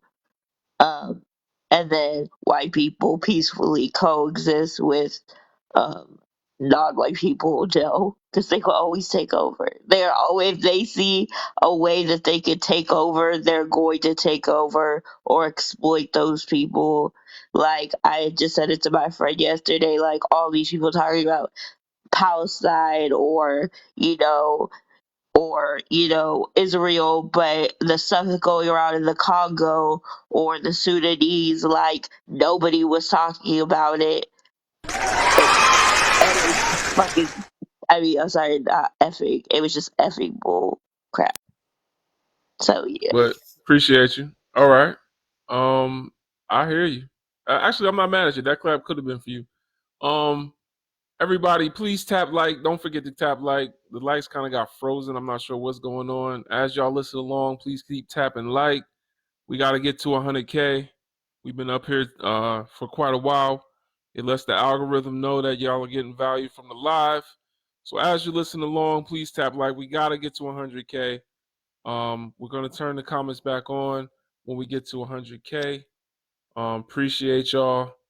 Thank you very much. We got to get to 100K because how long we've been up here versus the amount of likes got to add up. So thank you very much. And thank you, Sister Bree. Yeah, it sounds like you got a cold or something. Yeah, I'm sorry. My nose is real. It's real stuffed up right now. Sound like Patty Mayonnaise from Doug. My bad. But okay, yeah, no, it's fine. All right. Thank you again for giving value to the live, giving us your opinion. I didn't catch who was next. Hear me? Yeah, I hear you, sister. Who was next, D? I thought it was or Tia. No, not you, Joseph. We know it's not you. It was either the Above me. Defiance or it was Tia. I don't know which one. Yeah, I was gonna say it's a sister above me, and then Tia. Okay. All right. The Defiance, give us your age, race, and pronouns, please. Age 34, black for the race, pronouns she, her. Talk to us. Can white people be pro-black allies? That's a double negative. It would almost be mental illness. It would almost look like what black folks are going through today. Even if we made Jesus black and had white people worshiping black Jesus, I still think they wouldn't be pro-black because for whatever reason, that only affects us in a weird way. What else? Okay. Is interracial marriage problematic? It's absolutely problematic. I think where do you start? I think it creates, this is probably not going to be too friendly to a few people in here, but if it's a light-skinned man, a biracial man, they tend to become narcissists. My dad is one. If it's a light-skinned woman and she's mixed, she tends to think that people should dangle from her clit and the world just revolves around her. It's very difficult to get these two people to be pro-black because they would have to give up their biracial privileges, and that kind of lumps them in the same group as white people because they would have to have some sort of mental illness to go against how they've been incentivized in white supremacy. But if they're psychologically black and we see them as biologically black, then there is hope. So where's the Lily girl, Lily baby? I use that word just for you. There is hope for the biracial children who are both biologically and psychologically black. White people peacefully coexisting with black people, it just doesn't exist. I would like to say that if ever it could exist, you'd have to get rid of Judaism. Judaism Be is careful. Oh, I got to be careful. Okay. Well, I'll read some scripture so that it doesn't look like I'm anti-synthetic. So from Deuteronomy Crazy. chapter 20, verse 10, this is where the colonizer decided to make religious colonization. When you approach a town to attack it, and you shall offer it terms of peace, if it responds peaceably and lets you in, all the people present there shall serve you as forced labor. It gets even worse because I didn't know that was peace. I don't even think Obama would think that's peace, but we know he flips for just about anyone. If it does not surrender to you, but would join battle with you, you shall lay siege to it. And when the Lord your God delivers it into your hand, you shall put all its males to the sword. I'm pretty sure they're doing that to black men. You may, however, take as your booty the women, the children, the livestock, and everything in the town, all its spoil, and enjoy the use of the spoil of your enemy, which the Lord your God gives you. Thus you shall deal with all towns that lie very far from you. Now I'm wondering, what's very far from the Caucasoid Mountains? I would think Africa is very far. Middle East isn't that far, so maybe they're a little nicer in that region. South America is definitely far, and North America is far. But let's continue on. Towns that do not belong to nations hereabout. So you wouldn't want to colonize Germany. You wouldn't want to colonize Hungary, Poland, Russia, none of those neighbor towns. In the towns of the latter peoples, however, which the Lord your God has given you as a heritage, you shall not let a soul remain alive. I think that is what created imperialism in the first place, ladies and gentlemen, because Christianity and Islam both follow those words and take them very seriously. And this is the most sophisticated form of white supremacy, white supremacy. And because it is deified in a book, I don't think that black people could ever coexist with white people because they'd have to give up their religion, and they're not going to do that. Okay, Ishaka Musa Barashango. You know who that is? I don't. Now I got to look it up. I feel bad. Dr. Barashango. Look him up. Ishaka Musa Barashango. That's who you sound like right now. Okay. He said the Bible is a black liberation textbook. And he's very Pan-African, very knowledgeable about the ancestors, and he uses the scripture just like how you did to point out imperialism and how peace isn't what Christians think it is. So okay, very interesting. Can you sounded just can like somebody him. type it in the chat for me? So I can... Yeah. Someone type in Brother Ishaka Musa, Dr. Ishaka Musa Barashango. He was a great friend of John Henrik Clarke as well. Do you know who that is? Yes, I do. Okay, so you're gonna love him. He has an interview with John Henrik Clarke as well. Anyone that John Henrik Clarke appeared with was tested. You know what I'm saying? I heard that. Yeah. So thank you for that. Does anyone know how to spell it for her? I gotta make this connection. This is divine. Did you get it? No, not yet. Does anyone know what I'm talking about? People don't even know. This is why I be trying to tell y'all, join B1initiative.org. That's the Discord where you can learn about it. So I can't do Ishaka Musa. Okay, somebody got it.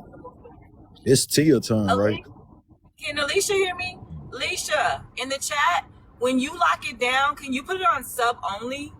Like let's get brothers subscriptions up. Please do. Appreciate you. Yeah, Ishaka Musa Barashango. I listen to him on Sundays. I be, taking my Sunday showers. Sunday showers just feel different, right? I don't know why. I mean, you get our work on Friday, Saturday. It's me and my wife mostly. Sunday, I wake up early because I want to enjoy the day. I take my shower and I listen to Ishaka Musa, or I listen to John Henrik Clarke while I'm taking a shower. It just take my time in the shower. You know what I'm saying? Clean off for the week. You know what I'm saying? Like, just take my time. But in those times, that's everything an African does is spiritual. Before we had religion, we had African spirituality, which we didn't just worship God on Sundays and only worship God in church. We everything we did was spiritual. So, you know, I don't know, when I listen to, you know, brothers and sisters unpack things as they currently stand through the context of the Enslaver's Handbook, you know, that's real deep. That's something we need to talk about more. I appreciate you bringing that to the live. That's I real. appreciate you having me up here. Thank you so much. That's real. All right. Yeah, man. I don't know how they can even say, I don't know how they can even say that religious book is the word of God when that type of stuff is in it. But Ishaka Musa does speak on how everybody in that book was melanated. He talks about it, especially when he gets to Samson, the story of Samson. Where he's talking about how strong he was, and you know, the story of Samson is not as pretty as they painted. Man, he was a warrior. Mm-hmm. And there's several warriors in the Bible, great strong Africans. You know, because you gotta remember that back then there was no what they call them the Hebrew Israelites call them Edomites, but you know the thin Lipians, we ain't have them. So Right. yeah, that's real. All right. I'm gonna go to the next guest. Appreciate you again. Who we got next? Tia, give us your age, race, and pronouns. Oh, wait, hold on. My wife got a question. Was it Deuteronomy you was quoting, Sister Defiance? Yeah, it's Deuteronomy chapter 20, verse 10 through 18, and it's in that super Ashkenazi, you know, shoe book, Mm-hmm. JPS Hebrew English Tanakh. So this is Mm-hmm. what they read in the synagogue every Friday for Shabbat. Hey, Oh, I'm yo, sorry, Saturday morning. That's what they do Saturday, Saturday right? morning. Yeah. Hey, yo, she said in the comments, Samson was a warning not to date white tea women. That's facts. That's facts. That is facts. Like, oh man, because with the way Dr. Barashango breaks down that story, oh man, it's like, yo, he had to repent for what he had done, because what he had did with Delilah costed his people. So his people looked at him like a traitor for what he had done, and you know, he paid the ultimate price for it, you know, in the end. But we'll go to the next guest, Sister Tia. Go ahead, give us a word. What's going on? Hello, good night. Can you hear me? Peace. I have a Bluetooth in. Um, do I have to do these questions again? Because I actually came up to speak to something that was said. Yeah, well, yeah, I mean, let us know if you're black or you a Oh black yeah, woman, you know. yes, I'm black. All right, talk to us. 35, she, her. All right. Um, so I, I'm, I'm gonna be a little TikTok violent. Let me just preface it with that. I ain't gonna bring no rules, but I'm gonna be a little violent. Be This is careful. something that Yeah. like really rubs me the wrong way. Listening with black people talk about like I guess like our issues, and I'm gonna say like pretend to ideate solutions around it. We have this weird way of romanticizing history and also romanticizing like I guess the system that we live in, if that makes sense. Um, I think the biggest barrier to progress as black people is ourselves and our own mentalities, and a lot of that is not our fault, but a lot of us don't see how how dialed in we are to like the things that we've been indoctrinated with, and it's like it's kind of maddening. And even in this day and age, like I usually like to compare, offer people the comparison of like the civil rights movement and well, not even civil rights movement, segregation rather, because it's like a very kind of like black and white instance in time where people like to think that because people couldn't interact with white people that meant they didn't want to, and that is not the truth. And the biggest, maybe not the biggest, but like kind of sort of some evidence of that in today's day and age is choice. When people have the choice to do whatever the fuck they want to do, what are they out here doing? A lot of people are saying, well, race isn't that big of a deal. It's not holding me back in life. We love who we love. All of these different things that will constantly compromise us in a situation where, and you speak to this a lot, where you have to make a choice, and you're in a position where you not only would you not, but you can't choose yourself because you're now aligning yourself in many ways with people who are not like effectively your people. And so then what does that mean for the larger community of us if you do actually come to a space where you're I guess in conflict with YT people, if that makes sense. Like this whole conversation around hearts and minds, I don't know why Black people want to appeal to the hearts and minds of YT people. I don't give a damn what you think about and what you feel in your heart, in your mind, in the four walls of your home, but you're going to put some respect on my name when you leave it. That's all I give a damn about. And I don't care if it's forced or it's by choice, but you're going to respect some boundaries here. I don't care about how you feel. And I think we need to get to that place where we're not appealing to their feelings anymore. Like, seeing videos of people with feet on their necks and the life being sucked out of them was not enough for people to convict. In some cases it wasn't enough for indictment. Like I don't understand why we still care about their hearts and minds. Like it implies that the things that YT people have been doing to Black people across the world since the beginning of time is not intentional. And it very much is intentional. It's by design. All of these things are on purpose. And they've been doing the exact same things to us, wash, rinse, and repeat across the globe for thousands of years. Like, when are we going to wake the fuck up? Like, I just don't get it. Like, this is not as simple as, oh, we just gonna grab some pew-pews and we gonna ride out at dawn. It's not that simple. It just is not. And especially when you're living, like people like to say, in the belly of the beast, so to speak. You're not in your own like land or your own corner of a city or a state where y'all can wage conflict and battle out and stuff like that. Like, I hate to make it seem like we all got to be on the same consciousness at the same time, but like there's certain threads that need to be there in order for you to wage a conflict against a beast as big as YT people and the systems that they've created and actually stand a chance at winning. Like it just don't make sense. You can't even get people on board to withdraw their dollars from certain things that are harming us on a regular basis.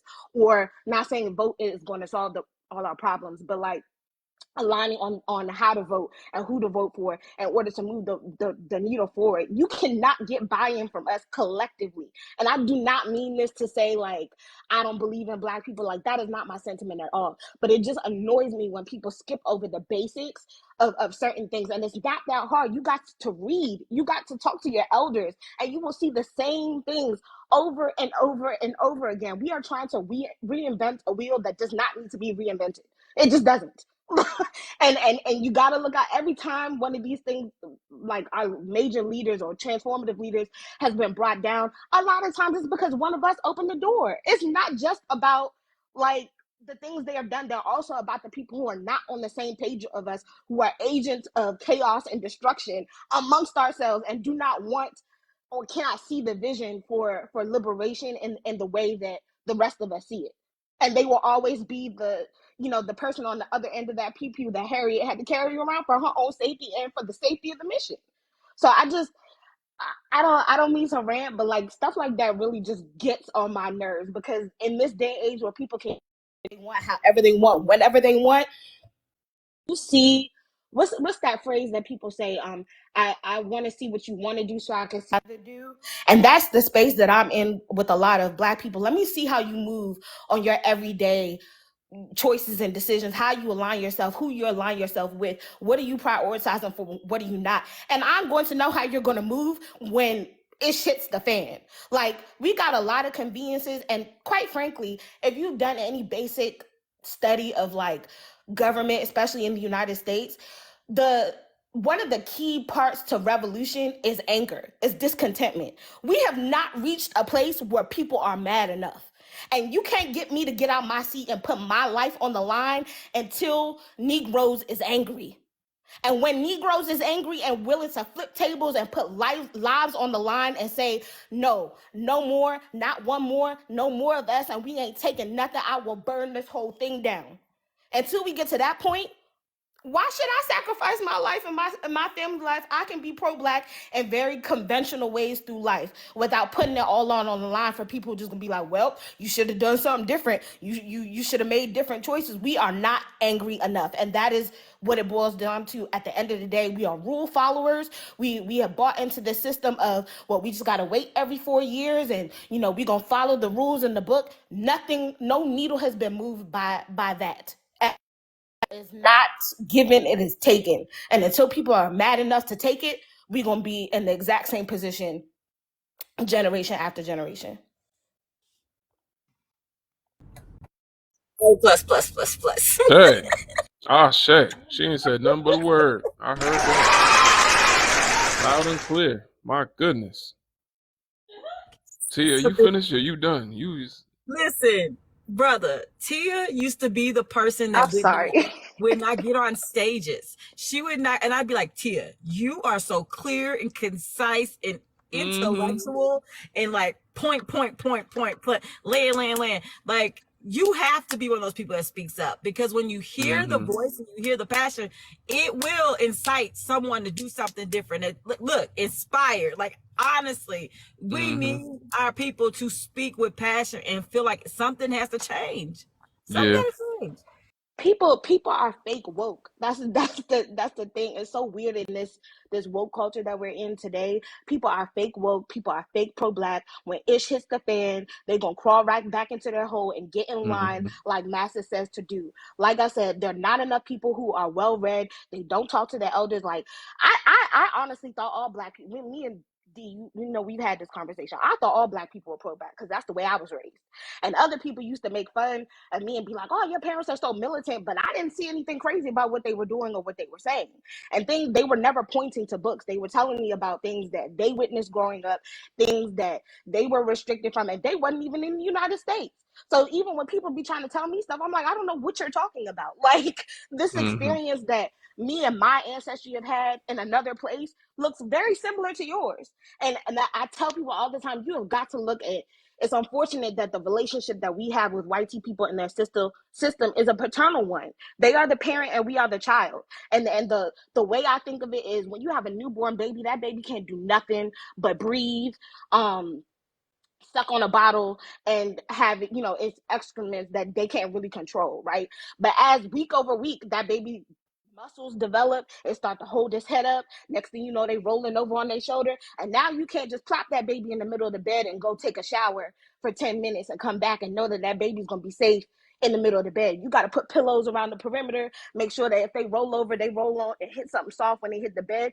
So we are learning to do things better over time, but they are only learning to move the goalposts further. So as we grow and develop, they grow and develop their tactics, and they are doing the same things over and over and over again, and having the same constraints on us with different optics. Like people act like ending slavery, for example, did something. No, you just incentivize privatizing, prisons and that pipeline. It's the same thing. What is the difference?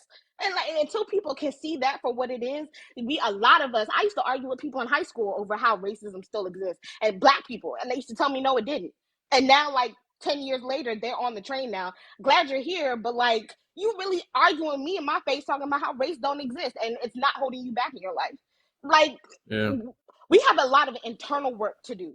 And until we do that internal work, I cannot look at nobody seriously talking about, yeah, we finna wage conflict against anybody else and win. Joke's on you. Joke is on you. And we can look at what's going on TV to see how that's working out for another body of people. It's just insane to me to listen to some of the stuff that people say. You can always tell these are the people who do not take time to read. They don't talk to other people. They don't talk to their elders.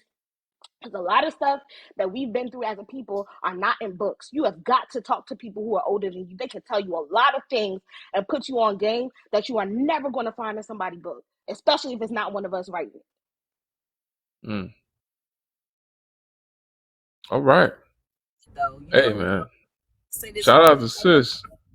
Tia always been I'm gonna say this, and to the elder part, I think that's why I am the way I am, is because my grandmother shaped me a lot. But I spoke to my uncle. I think I said this before. He's 78. He told me how he picked cotton when he was 15, and it enraged me because it was here where I lived. And so I didn't even realize like this is something that was happening when this man was alive. But when the reference was that slavery was over, but that's how people had to survive, was they went back on these plantations, and to make extra money they picked cotton. Y'all think of the trauma of It was that. really, they really was barely getting paid too. I think it was like $5 a day or less. According to my father, who did something similar. It was like really, really. They wasn't getting paid much. Might have been $3 a day. I get my odd numbers confused, but yeah, yeah. Oh wow, somebody just said $3. Yeah, yeah. Well, yeah, my father did that in North Carolina. But we bought the we ended up buying that property and turned it into a blueberry farm. Um, yep. So appreciate y'all. Thank you very much. This has been a very productive live, I feel. We're gonna go to the next guest. Who we got? Sister Alicia. Let me know who's next. It was Tina. Tina. All right, Tina, give us your age, race, and pronouns, please. Hi, Brother Legend. My name's Tina. I go by she, her. I'm black. Um, and Tia just, I didn't want to go after her, but Well, let's go back to the questions because Tia was on. okay, Tia was on I something will else. go She was back. she was going through. Yeah, What I'm was gonna what we go talking to about the earlier? questions Uh. because she yeah, yeah. She ate through the floor. Mhm. And I felt every bit of it. Okay, the questions. I'm sorry, my eyes are a little blurred. I'll read them to you. All right, thank you. Can thin Libyans be pro-black allies? No, Right? Is interracial marriage problematic? very problematic because of the fact that I believe that um only only black people can understand what another black person is going through when you're in a relationship. There's no way that someone of a different race can understand your struggles and be able to comfort you in a way that your mate will be able to comfort you. That's very surface level, but yeah, that's one way it's problematic. Mm-hmm. And do thin Libyans peacefully coexist with non-thin Libyan people? No, never have. And this land, it was founded on racism, period. It was founded on the backs of our people. And I see too many people saying that they're oppressed and that we are not oppressed because of the fact that we have phones. The thing is, I believe this. I'm not going to go too far off subject. But they That's a believe crazy that. statement. Hmm. That's a crazy statement when you know how these phones are made. Mm-hmm. Yeah, and it's like they will literally say, and in every live that I have been in, I have seen comments that said, well, if you're oppressed, you're on the phone, you're on $1,000 phone, you have a house. But the thing is, this isn't classism, this is racism. You know, it's a difference. I can go deeper into it, but I'm not, uh, because I can drift. Um, but no, there's no way that we can coexist peacefully. Peacefully is the key word there. We Hmm. can coexist in a state of survival. If someone wanted to really be a jerk, they could reference negative peace. I think, did Martin Luther King mention negative peace? I think he was. I think it was one of his speech where he mentioned there's negative peace and positive peace. Negative peace is what the Germans had in 1944. You know, they had negative peace. That's actually not 44. No, 44 was over. Negative peace is what the Germans had in 1939. Okay, so yeah, basically, if I have a pew pew, you know, I got one of these. Hmm. Everywhere I go, gonna be peaceful. If I'm the only one with one of these, you see what I'm saying? So that's negative peace. That's people basically under duress. And then there's positive peace, where it's like no violence. Yeah, yeah, it was MLK. Yep. Right. So, Yeah, yeah. yeah. My dad. I was the first born who, as far as after the civil rights movement,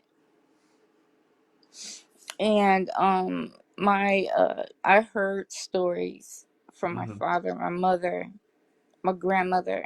My dad used to have to get up like 3, 4 o'clock in the morning and work. He couldn't even go to school. Um, but long story short, um, I forgot what I was gonna say, but I'll think of it. But Okay. no, I don't think that we will be able to coexist peacefully. We never have. And the one thing that I always hear and I always see is that we have victim mentality, and I never understood it. I never will, because of the fact that we're here and we're still fighting. Period.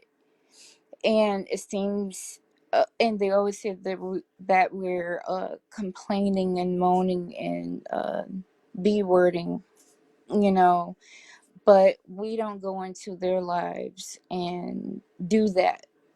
You know, we don't go into their lives and talk to them in a way that, you know, that is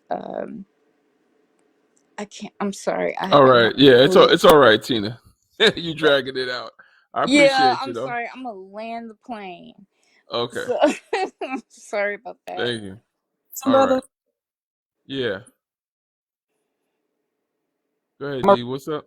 said after that person. Go ahead. Talk to us. Me? No. D keep you mute and unmute too fast. We don't hear Can what you you hear say. me? I said I'm gonna Yeah. reset after your last person. Oh, okay. Okay. All right. You finished, Tina? Oh, definitely. Yeah, All right. because I'm sleepy. All Okay. All right. Thanks for right, but coming up. thank you for having me on. All right. Peace. D, go ahead. Don't you got one more person? The Joseph? Oh, after the next person. Okay. Yeah. Joseph, could you give us your age, race, and pronouns, please?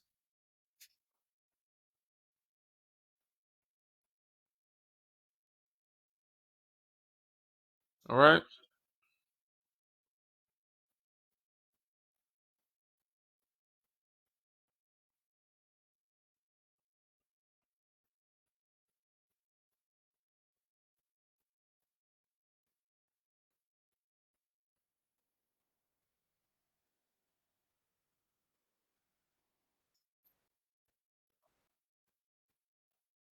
Oh, wait. Hold on, Joseph. Hold on, Joseph. Mute yourself and unmute yourself. Nobody can hear you. Let's see. Can y'all hear him? Oh, yep, they can hear you now. Nope, they said can't hear him. We can't go by Tia. She's up here with us. Petty.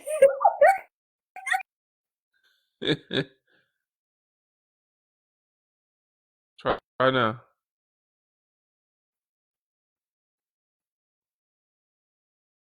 Swipe down. Are you on an iPhone? Yeah, I can't hear you. Swipe down the menu from the top of your screen and then put it back up.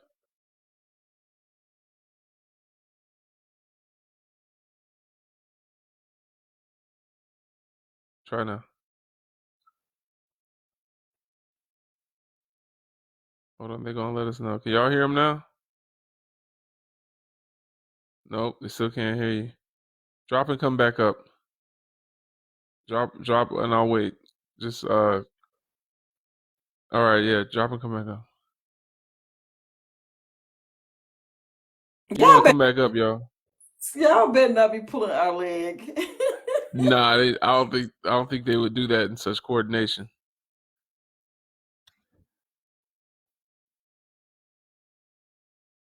Y'all hear him now?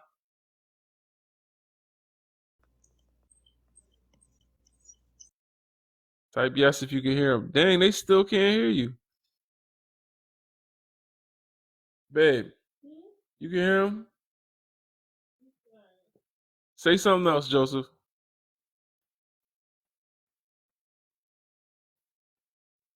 That's crazy because I can hear. Nah, she can't hear you. That's wild. It never does it like this. That's crazy. I don't know, Joseph.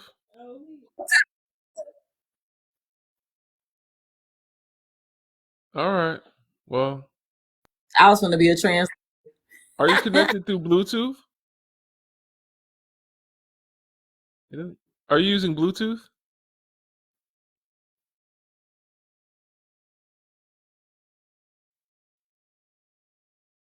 TikTok is tripping. Well, all right. Well, thanks for coming up, Joseph. I don't know what's going on. All right. Yeah. Well, thank you. Peace. Hello and welcome in, you guys. Let's activate the Holy Spirit. Holy Spirit, activate, activate, activate. Holy Spirit, activate. Hold on. You have entered Brother Legends Live. Again, welcome in. You have entered Brother Legends Live. I need you to tap that screen. Tap, tap, tap. We need 200K, but 300 is the goal. Tap, tap, tap, tap that damn screen. Share the live. Share with your friends, your frenemies, including your enemies. We like to tussle, y'all. I'm with you. You know, I'm a clown in this circus. But at the end of the day, we need you to subscribe. Subscribe to Brother Legends Live. Go ahead. Don't hesitate. Don't wait. Click the damn button. And you know what? Subscribe to Brother Legends YouTube channel and be one first initiative. Let's go. Now tap that damn screen until your thumb don't work no more. But again, tap, tap, tap, power tap. All right. Thank you, Miss D. Appreciate you, sister. I love what is she Tia, you funny as hell. She said, I love activating the Holy Spirit. You don't know. I've been on the Holy Spirit activate drought because D left me hanging. So I used to hear this every day.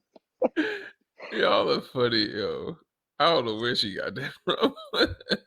Like Tia, they don't know me from Clubhouse. So I was laughing. I was like, I was doing this before Pinky. They definitely don't know. They don't know. ST, could you give us your age, race, and pronouns, please? 42, black. Him, he. Talk to us. Just gonna answer these questions. Can white people be pro-black allies? There's a lady who does this blue-eyed, brown-eyed thing that a lot of black people push around. Jane Elliott? Yeah, I think that's her name. That's a white lady. I don't know if you consider her an ally, but a lot of black people push her. No. But a lot of black people push her though. And I've seen a lot of black talks, radio shows, they play that video. So I don't know if the information that she delivers would make her an ally. No. Mm-hmm. Is interracial marriage problematic? I think that's for the community, considering that we will promote the products or the children of these marriages, and they will take up places that are of influence within our community. I don't know, so like a person like W.E.D. Du Bois, Bob Marley, any one of these geezers. Can white people peacefully coexist with non-white people? There's been a lot of wars over the years, most of them by white people. So I'll probably say not really, no. But Okay. Yeah, I give him a C. What do you think, D? I'm around with you, see. What's up, chat? What's the grade? What's the grade, y'all? Somebody said a D. a D? Why a D, man? What answer was incorrect? Can you define ally then? What's an ally? That's a good question. Let's maybe look up the definition for you. The word ally wasn't the caveat there. The word pro-black. Pro-black ally. Yeah, that's where they got you, because there's no way in hell then Libyan people are gonna be allies to black people. There's no way in hell. There's no way in hell someone with an implicit bias towards seeing you as less than human is going to not only see you as less as human, but also decide that they're going to prioritize your humanity and building your own community over their own best interests and the needs in their community. I hear that. Yeah. But what does ally mean, though?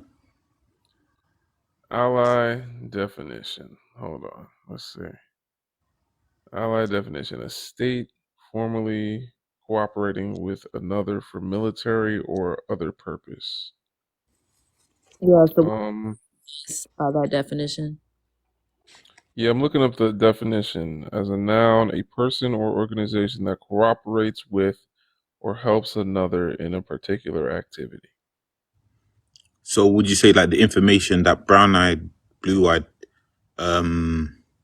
experiment, would you Jane say that Elliott. was helpful? No. You don't think that's helpful?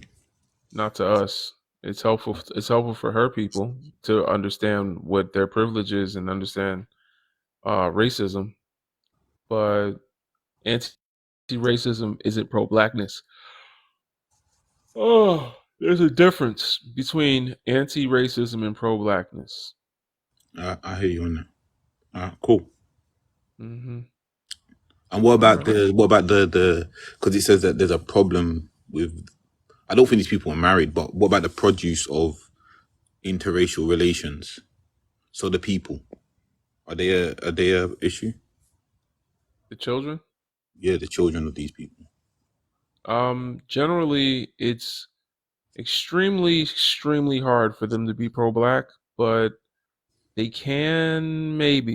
gotta really prove themselves. It's on an individual basis that we can judge them, but pro-blackness means prioritizing one's actions and values with what's in the best interest of building the black community. So prioritizing means putting first with your actions and your values, what you do and what you believe, what is in the best interest above self-interest, above that best interest of your mother. If you're, if a white tea mom, or the best interest of your father, if you have a white tea father, doing what's in the best interest for building the black community. So that's where it becomes a little bit of a tug of war with them, is even if they want to be anti-racist, they can do that. And that's something, once again, anti-racism is to benefit the white community, because racism is their problem, not ours. However, pro-blackness is going to actually take away from the privilege of white people. So it would take away from their comfort. I don't think that's easy to do to your mother who gave you life. Can I make a quick comment? Yeah, you on Mm. Um, one of the things that I found interesting in what he said is that you skipped to asking about the children of an interracial union before you question the interracial union in and of itself. Mm. And I thought that was interesting because for the black person in that scenario, like, how can you, according to the definition that brother just gave, how can you be prioritizing yourself or prioritizing your community when you decided to partner with someone outside of it, and not just someone outside of it, but in the case that it's a YT person, a person who um even to current day is still doing things to oppress you, whether it's them individually just by passively participating in the system their ancestors set up, and their present day people power to run every day. Like, what is it in you that makes that choice before you even get to the idea of having a child? And the you is general here, not you, because I don't know what you do in your I personal think a life. lot of them don't even have a relationship. They just have sex. And so then they stuck with the child. That We ain't too. gonna talk about that though. Phew, I'm gonna Mm. Mm-hmm. mute. Well, sorry, I don't know nothing about that stuff there. My missus is black. Everybody. I mean, sometimes listening to people, and I hate to say it, like a lot of the black men answer that question or talk about that question, it gives like y'all are looking for the end to make it okay. Like something in you feels like it's not okay, but you want to do it anyway, and you want somebody else to validate it being okay for you so that you don't feel no type of way when you make those choices. Like, do No, what you want to do, but like stand on your choice and stand on your choice for why you made the choice, as opposed to like happening into it, I guess. I Having think. a white woman is like having the ring of power in Lord of the Rings, like the ring of power. It's Well, true though, again, but I, I I wouldn't really think that's know. why a lot of Again, I a wouldn't really lot of know black anything people are about not that. interested in the liberation of black people. They're interested in having the power that white people have, even Yeah. when it's at their own expense and at the expense of their community. And you can hear it, you can pick it out when people talk, because they've indoctrinated that individualism. They all about themselves and getting themselves Mm-hmm. somewhere, and they not about the black person next to them, that even their black family members. They don't care about none of that. They only care about themselves. Mm-hmm. Mm-hmm. That's all I got. Oh, I didn't know what that was. That sounded crazy. Oh, D. that do That sound crazy. sounded. Never mind. It's a snap, That sounded y'all. like some clapping. I was about to say. I know somebody ain't just come up here clapping. I don't know what that was. All right. What's going on, Black Swan? Hello, how are you? Oh, let me do the intro. So I'm a black woman. My age Yes. is 33, and Wait, my are she, her. wait. Before she speaks, listen. Black Swan be in the chat all the time, right? I've been Mm-hmm. going to rooms and hearing Black Swan speak. Why the hell she don't be on the stage more? Her voice, No. her level of articulation is immaculate. I was like, why the freak did she not get on stage and speak more? But anyway, go ahead, go off. Yeah, she was going off today. She was doing Thank her you. thing today.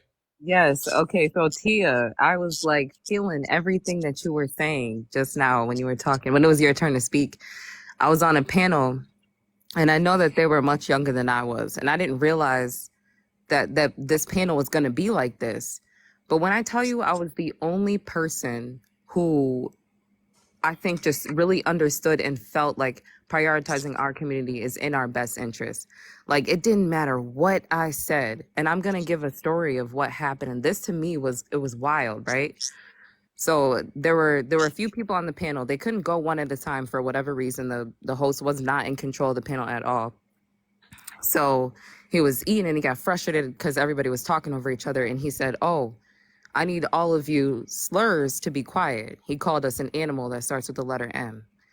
And so I got on him for that. Like, I got in him for that. I'm like, there's over 100 people in here right now, right? And you called your own people a panel full of your own people this, right? So we're going through the conversation, and I was the only one that thought the way that I thought, but I stood on it, right? I'm saying everything that I needed to say to them and just giving them, rebuttals and things like that. But there was a girl who was sharing her experience of having a YT parent. And she talked about, I think it was her father, she said was YT. And she talked about what she went through, like living in the home, just like growing up. And I don't know what that's like. Both of my parents are Black, but having to grow up in that, I couldn't imagine. I grew up in a predominantly YT area. And I definitely I always understood that I had to like navigate a certain way. You know what I mean? Because I would be the only Black woman in most of these spaces. And I didn't really understand it as a child, but my parents would help me work through it. But we get up there and she calls her father a name. And it wasn't a slur. It was just a name. It was mean, but that was it. And they all jumped up and looked at her like she was crazy. And I could not believe that this was not the reaction that they had towards this gentleman when he called us a slur in front of all these people, his own people. I couldn't understand it. I just said, why are we tiptoeing around these people's feelings? And they said, well, I don't think you should say something like that. This was crazy to me. This is when I knew I was in the wrong space. This is when I knew I was in the wrong space. But there was somebody that had said, please don't talk about my YT brothers and sisters like that. And I couldn't believe it. To me, I just could not believe it. So Tia, when you were saying all those things, I just want to get up here and say that I completely understand where you're coming from. Like, they couldn't, it was like I was opposition to them, like being pro-Black, me talking about the progression of our people. It was opposition to them. And it was really unfortunate, and it was very disheartening to be on a panel where there's that many people. I mean, a lot of people in the comments, it resonated with them. So I was glad that I was able to be a voice for them, that they could hear somebody who feels this way and they could feel validated. Because it was like, when you see your own people doing this to you, it's just like, you expect it from YT people. But when you see your own people doing it and acting and behaving like this, it's really, really disheartening. Very disheartening. I was really frustrated with it. The APA, American Psychological Association, calls that cultural betrayal trauma. When people of your own identified group betray the best interests of the group, or spew rhetoric that does, that's cultural betrayal, You find that, and brother? it's traumatizing. Where'd you find that? The APA, Okay, hold on. the American Psychological Association, you can look it up. CBTT, Cultural Betrayal Trauma Theory is what it's called. So yeah, cultural betrayal trauma. That's the thing. Yeah. It's like, yeah, like I think somebody in the comments said it's Stockholm syndrome. Oh no, they had Stockholm. You exhibited the CBTT when when your own people do something.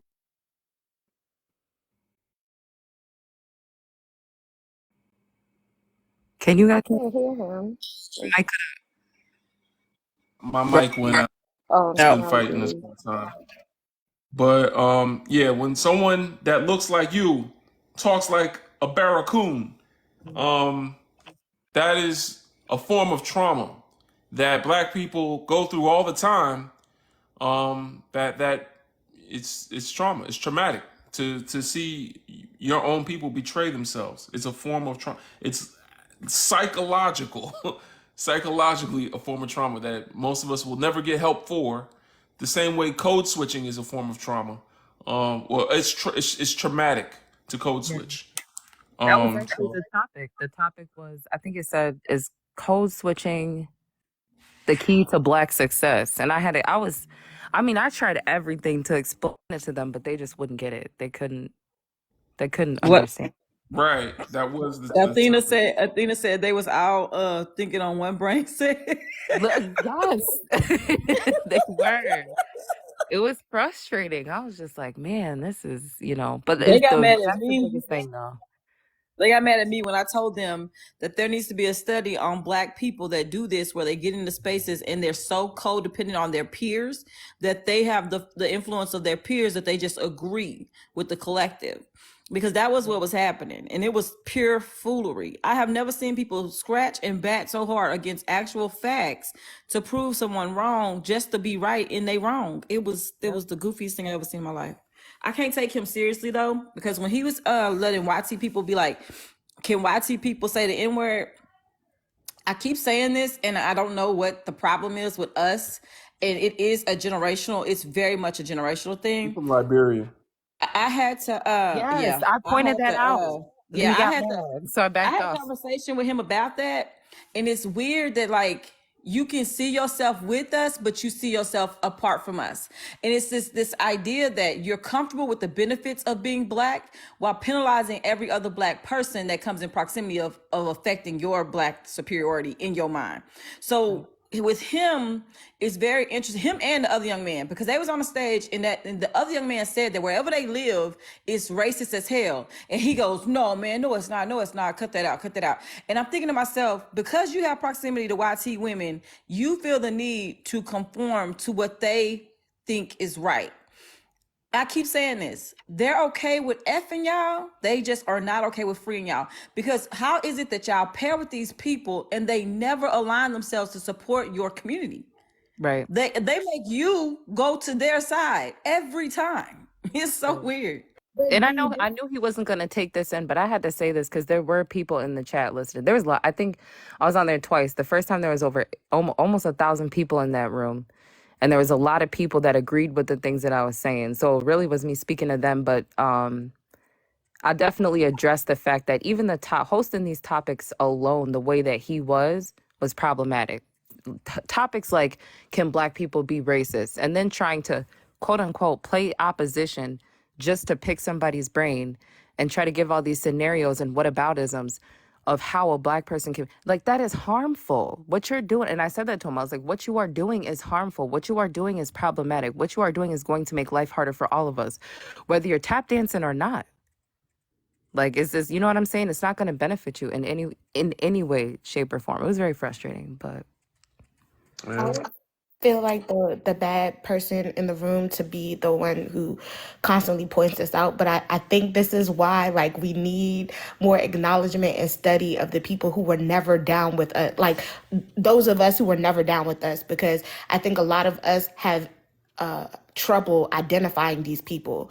These are the people who have always believed the white man's ice was colder. They existed on the plantation. They existed in segregation. They exist now. Like, this is why I said earlier, like, there's a contingent of us who are not interested in the liberation of us as a whole. They are interested in aligning themselves with who they believe is the winner, who they believe is the one in power, but they've disillusioned themselves to believe that they will have access to that power. Just because YT people allow you to be next to them, to be in partnership with them in terms of like relationship and stuff like that, it's on their terms. It's on their time. You are never going to be in the driver's seat. You are signing up for the loan and you cannot drive the car.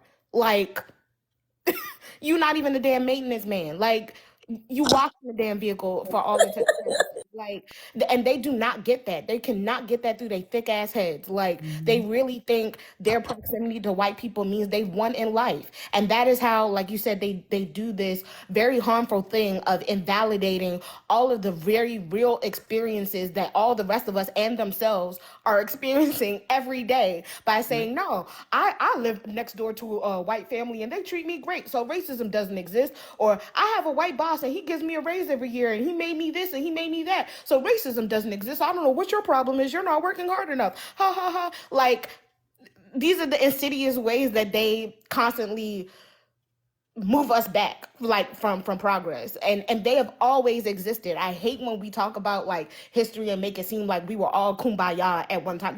That's not the truth, and it never has been. Master gives me eats. He gives me sleeps. I love Master. Exactly. I'm gonna stay like county snitch just so I can be the master's pet. Like, that has always been a position, and a lot of people play it like they designed the role themselves. Yes. Spirit activate. Here we go. Buckle up. You can't be saying stuff like that, D. Jeff, could you Give us your age, race, and pronouns.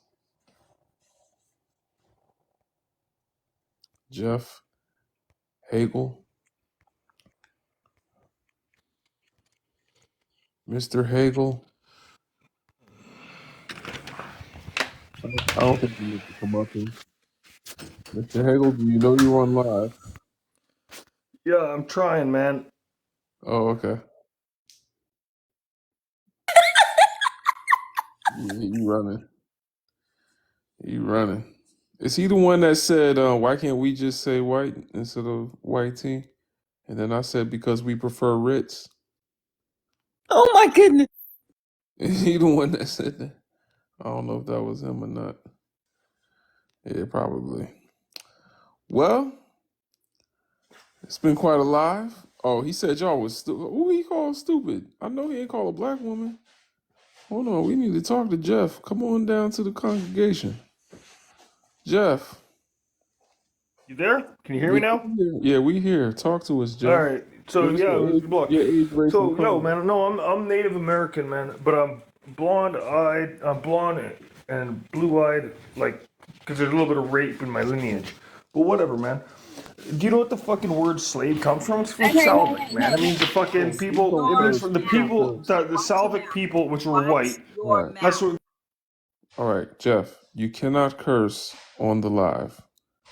Calm down. Take a breather. We're gonna have a nice civil discussion. I think it's interesting when they come around you as a black person and they think cursing is okay. Keep it professional, like you on here talking to Hillary Clinton. All right, treat me like Hillary Clinton. All right. All right. So I'm gonna unmute you now, Jeff. Don't come up here using those gutter words because you think I'm a gutter man. All right. Use your professional voice. Or using your account. Can you hear me? Yes, we hear you. Yeah. All right, my phone's all messed up. So yeah, no, I don't mean to come on swearing. It's just my normal vocabulary. But yeah, no, I'll keep it professional. You know, stay away from that. That's not a problem, man. All right. Of course. So go ahead. Give us your thoughts on the topics above. So, you know, I'm Native American, Canadian. You know, my family's, you know, we survived the residential schools, and I don't know if you know about what that stuff is about up here in Canada, but it's really bad, man. And it only stopped up until the 80s. It was going on till then. But like I hear what you guys are saying, but main thing is like can't blame everything that happened in the past on what's happening now. You know, you guys, you know, there's a time and a place to point the blame, and a time and a place to be like, hey, okay, you know, we're gonna fix this. And all I see is finger pointing. Jeff, can And I ask you a you question? know, like I grew up in the '90s. Like you know, I Jeff, remember when Tupac got shot, man. Like I all was right. sitting around. I Jeff, loved that guy, man. I listened to him. reel it in. 1 second. Hello. Yep. So Yep. when you go to the doctor, why do they ask about your medical history? Well, they want to know about if my family's had like stroke, Crohn's, stuff like that. Why would they Right? want to know And it's that? in order. Well, they want to know because it's a hereditary thing. Like Right. my grandpa had Crohn's. Uh-huh. My grandma had brain cancer and you know Okay. like Alzheimer's, and these are things that you know they're family traits, and Right. they run through the family. Right. So you know So if you go to the stop right doctor and it there. I'm asks you sorry. if you're Stop right there. I hate that your family experienced that. That's horrible. My grandparents and my grandmother and my father passed from cancer. But I want to say this. It's a reason why you're telling me it passed through traits, because epigenetics and eugenics, like when we're talking about things passing down historically, that's what Black people in America, particularly like across the diaspora that have experienced colonization, that's what we're experiencing. We're experiencing, oh no I get that. hold on. We're experiencing the remnants of what has happened to our people. And I love that you said, why don't we build up and be ready? We've done that before. If you go look up Black massacres, there's well over 50 cities and towns that Black American people, they built them up, and then Wati people came in and burned them down or covered them up No, I or know. flooded them and turned them into lakes. So if you know that we've historically continuously built ourselves back up and we're having a conversation about our community again, how can you come in and tell us what we should be doing to move forward when in Atlanta, if you're telling me you're really an indigenous person, they're still having the Trail of Tears be an issue where young babies are disappearing and coming up with their bodies being found, or when we're talking about their land being stolen, that they're basically being We're pushed not. off of their land right now. But you come You're talking here about land and being hold on, stolen. I'm Native American. listen. I just It's asked if you all were my land. indigenous. Exactly. I So am. but you're coming over here telling I'm a black people. Assiniboine of the Cree Nation. Listen to what I'm telling you. You came over here to tell black people what we should be doing, but No, your land is being stolen right now. no, no, Your young no. I'm not girls, saying what you guys should be hold on, doing. listen to me. Your young girls are still coming up missing, being raped and unalived. And you came over here to tell black people how we should feel about our issues when you ain't even paying attention to what's happening to your people if you're truly indigenous. I'm not saying anything like that. I'm Hey, saying Jeff. I'm I am saying if more we hold conscious. hate, I'm if we more hold conscious. hate, it's a I am more poison that we're conscious going to of what's ingest happening in your ourselves. community than you are. I care more about the liberation of all people than you do. But you came over here to tell I me that I highly should doubt take my. that, You sweetheart. came over here to tell me to take my oppression and shut up. But I'm telling you that over there in your community, Your y'all got oppression. your own fights that y'all 80% should of be my focusing people on. were Your genocide. people, so you should go So over there don't and talk to focus me on the about genocide shit. that's All happening right? right now. I find Trail of Tears is peace happening better right than now, honey. violence. Trail But of you can Tears scream all is you want, happening right sweetheart. now, You know, you sweetie. scream and you just Trail show of Tears. your Well, show you need your to turn your anger to the dumb world. down. I'd like you to turn your dumb I'm gonna down. show peace and Turn your love. Hey, dumb down. Jeff. Hey, You Jeff. came in here aggressive. Yes. So at the end of I the got a day, question. I got a question for Jeff, Yeah. just to smooth I it out a just little yeah, bit. The of course. passions are Of high. course. Jeff, this is Defiance talking. Thank you for being up here. I got a No question. problem, Flash. Can you tell me how many different things I can buy with $5? Up here in Canada, basically a loaf of bread. And that doesn't matter what color you are. Is there anything else you can buy with $5? We're pretty much up here in Canada, man. You might be able to get some eggs, maybe some milk. You know, shit. We got reserves that our government What promised part to of give us Canada? clean drinking water. What part But of we have Canada? water Wait, hold just as on, Jeff. bad as Jeff. yeah. Jeff. What part of Canada is the Wahite tribe from? The Haiti? That Yeah, is yeah, the Ontario. Wahite That's tribe. Ontario. That's Ontario. Oh, okay. Oh, yeah, that's right. Yeah. Yeah. I'm Assiniboine Cree Nation. So I'm Southern Saskatchewan or Saskatoon, whatever you guys want to call it. That fucked up place that we have up here in Canada. Flat as hell. Oh, There you go. Hey, shout out to y'all for the Panther Pole. These are Wahite Indians up here. That's crazy.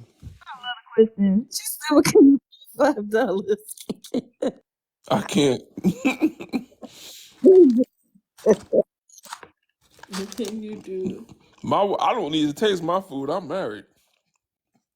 My wife gonna eat my food for me. I don't even need to chew. Look at you. Get up out of here. Go somewhere. All right. A better. What is his name? A better world. Could you give us your age, race, and pronouns? Go. I'm a. You so annoying. You don't need no sauce.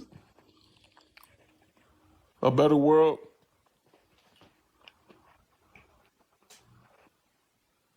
A better world. Going like for the fourth time. You here? I don't think he's here. Oh, he left. Must have been an accident. We'll go to the next person. In the chat, brother, Lily said somebody said they had 5 on it. I can't. Yo, man, I don't know. I don't know why they come up here talking about they Native American, knowing damn well they are colonizers. Let's go to the next guest. I think it's Zahalani. Zahalani. Yeah, Sahilani. After you just said these people, they're Native American. I'm actually Native American. I'm Navajo. And I don't know what the discussion was before I came in, and that guy was saying some crazy stuff. But couldn't even pronounce his own tribe's name right. He was saying Assiniboine, which isn't a tribe. It's Assiniboine. So yeah, he was definitely a white guy. Yeah, he was. But Because I he's missed coming up what here to was. defend them. Oh, I was coming up here to call him out because he was saying some crazy stuff. But Oh, okay. You want to answer the questions up above? let's see. Can white people be pro-black allies? Is interracial marriage problematic? I'm the product of an interracial marriage, and there's a lot of problems with it, I think. Can white people be pro-black allies? I just think generally, no. Same like for the Native community too. I think that there's a limit to their allyship. See, white people peacefully coexist with. I think it's possible. I don't think it's probable because of the mindset behind, or just white supremacy as a structure, and racism. But I think anytime that there's a challenge to that, there's going to be a problem, and that's where the limits of their allyship lie. Okay. That's interesting. I'll give it a C minus. What do you give a C? D? I'm gonna agree. Chat, what y'all scoring? Oh, we're getting grades?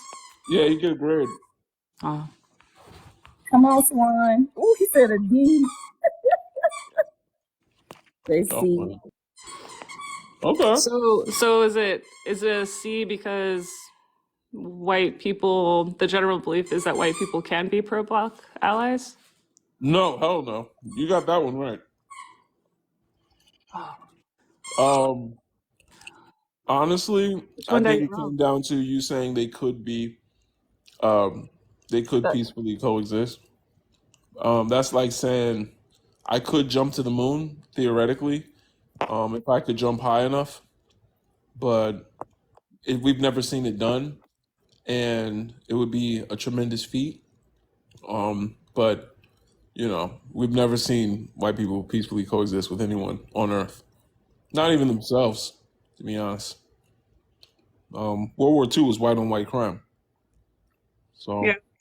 you No, that's why I don't think it's probable. Like I can't picture it happening widespread. I think that there's, they would have to stop being white. It would, like, race itself yeah. would have to be gone, and now we're all back to just original, just people on Earth, and then people could peacefully coexist, but not with that first word, white. Mm-mm. Yeah, I feel like whiteness is kind of a I don't know, is it a mental illness? Or I don't know. It's weird. I've been trying to figure out what the deal is with it, but It's a psychosis. yeah, I can see That's that. what Dr. Francis Cress Welsing calls it. I'd agree. Yeah. Good morning. All right. Well, thank you for coming up. No problem. We'll go to the next guest. She was pretty chill. I was gonna say she came up with some facts and answered the questions. It was good. She was about to tear that colonizer up. That's why she came up here. She was ready for him. It's all love. Give us your age, race, and pronouns. 27, Jamaican, black, I guess. All right, talk to us, brother. I'm embarrassed, Tia. Yeah. So yeah, I was born in Jamaica, grew up in London. I have family in Houston, Texas. So I'm not coming from a biased place. So yeah, I found it interesting when Jeff was saying, you know, you have to move on. But I feel like a lot of people think that predominantly African Americans are obsessed with slavery, but it's like after that, when you guys tried to build yourself back up, they burnt Tulsa, and then in the 40s they got rid of civil rights, and then in the 70s they got rid of Black Panther, and then from the 90s till now we can say it's been so many like cop killings and all these stuff. So it's like you can't tell someone like, so what, it's like what part do you want African Americans to start building themselves from, which is crazy. And I've been around the world and I feel like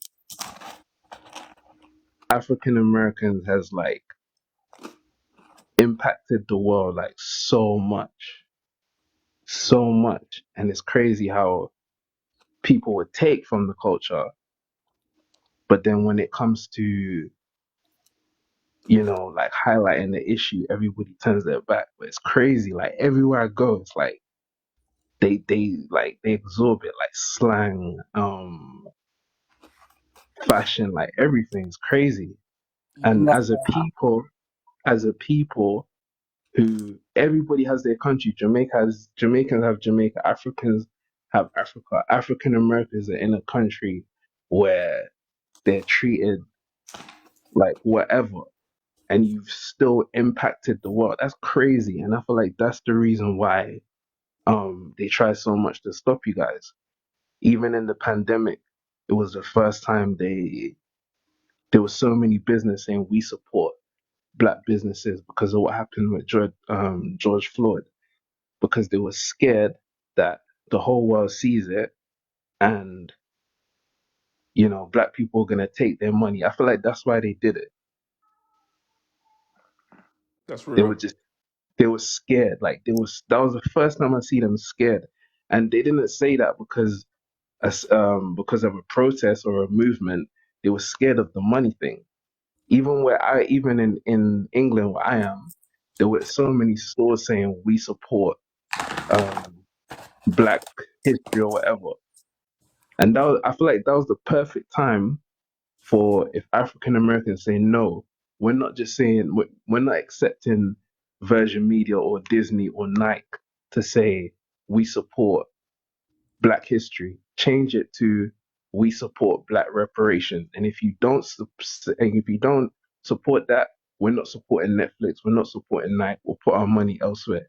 I feel that's what they were scared of. Hmm. Who is Laura? Because I can't see what she's saying, but they adding her. Um. So, do Jamaicans really have Jamaica? Listen, Not not same thing, okay? not in the sense of like um who really runs it, but Okay. like as a like a passport thing, do you know what I mean? Like to go back to. Okay, so they can go back to their plantation. I hear you. I I hear guess. you. You But know what I'm saying? No, I hear you because it is a little bit of an advantage to have your plantation not be a part of the dominant power structure of the world. You know, y'all get to at least go back home to the plantation somewhere else. Our plantation is right here amongst the top badman, you know, so badman. But you know what I'm saying? I hear you, brother. And yeah, There's no but yeah, go ahead. wait. but You I'm said not. Oh, sorry. go ahead. Yeah, but I'm not reacting from like an emotional standpoint. I feel like you guys will figure it out. I know that sounds like a broad Yo, you statement, funny, but bro. Wait up, I know it sounds. brother. Wait a minute. Do you Hold know on, man. Jamaican history? Do you know Haiti history? Wait a minute. Wait. What do you mean y'all will figure it out? If you black, D, you need to be in the fight, sir. I'm sorry. That just sounds like y'all gonna sit back and watch y'all figure No, this no, shit no, out. no, D, no, no. D, what did I I'm not say saying it. 5 minutes ago? I'm What not did I say? saying it like that. I'm saying it like predominantly African Americans. There's stuff for everyone to do in this, and it's a we thing. It's always a we thing. I'm saying like African Americans Oh, specifically, but do you know Jamaican specifically. history? I just need to know. Do you know the history of Jamaica? Yeah, Okay, so do you feel like across the diaspora of black people was colonized, or you just think it was only America? No, across. Okay, so with what I'm just a little confused. So you Nah, understand the history? when I say, because when I first started the statement, I first started with African Americans because a lot of people, like when they talk about Black history, like, I'm not biased. I'm just keeping it real. When a lot of people talk about Black history, a lot of other people like to give, well, this what happened to me. This what happened to Jamaica. This what happened to Africans. But when I look at it, like I'm saying, everybody has their country to go to. The people, the on Earth, the people who has impacted the Earth for the last 100 years in every field, music, entertainment, technology, science, across, has been mostly African Americans. So that's the energy I was going towards. I wasn't going towards like, um, you know, every other race or country is not gonna help Africa. Like, I'm not saying we're not a we. That wasn't the energy I was coming with. Oh yeah. All right. I and I. You know what I'm saying?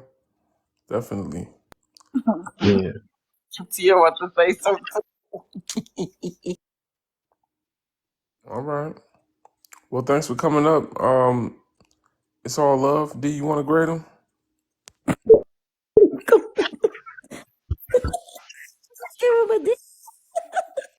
D, I think the brother at least get a. I'll give him a C plus. What's up, man? Big fat F. F. He ain't say they could be allies. Y'all not Do I hearing. get to give a rating? I said 60 seconds Nah. into him Please talking. go on mute. D saw me say it in the comments. I said this dude don't even know his own history, and he don't. You gotta hear what he not saying. He don't know his own history. Couldn't.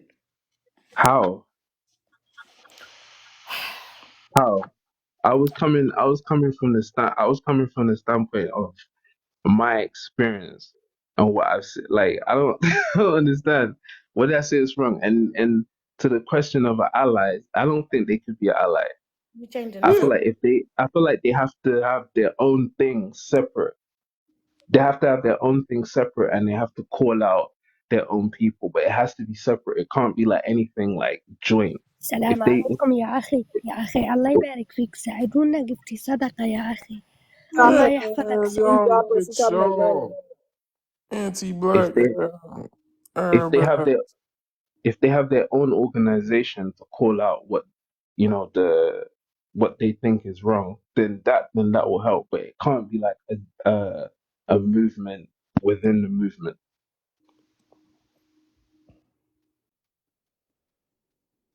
Meech would have gave her money. Meech would have joined up over here. Meech would have give him Listening to, gifts in a I heartbeat. was listening to that chat. I was like, whoa. And when Oh, somebody you called was him in out there? yeah, I was gifting you. Oh, you was. That's right.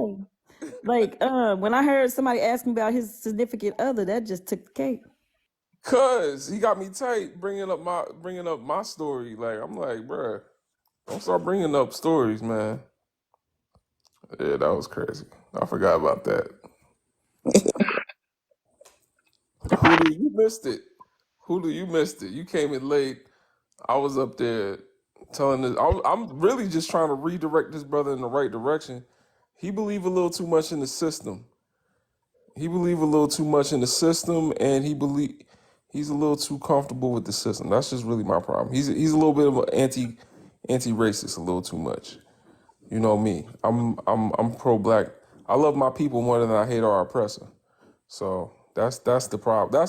I won't say that's a problem, but that's the difference between me and him. And I was trying to get him to see that. The energy and where it's being directed. You feel me? Yeah, he's very How? inclusive.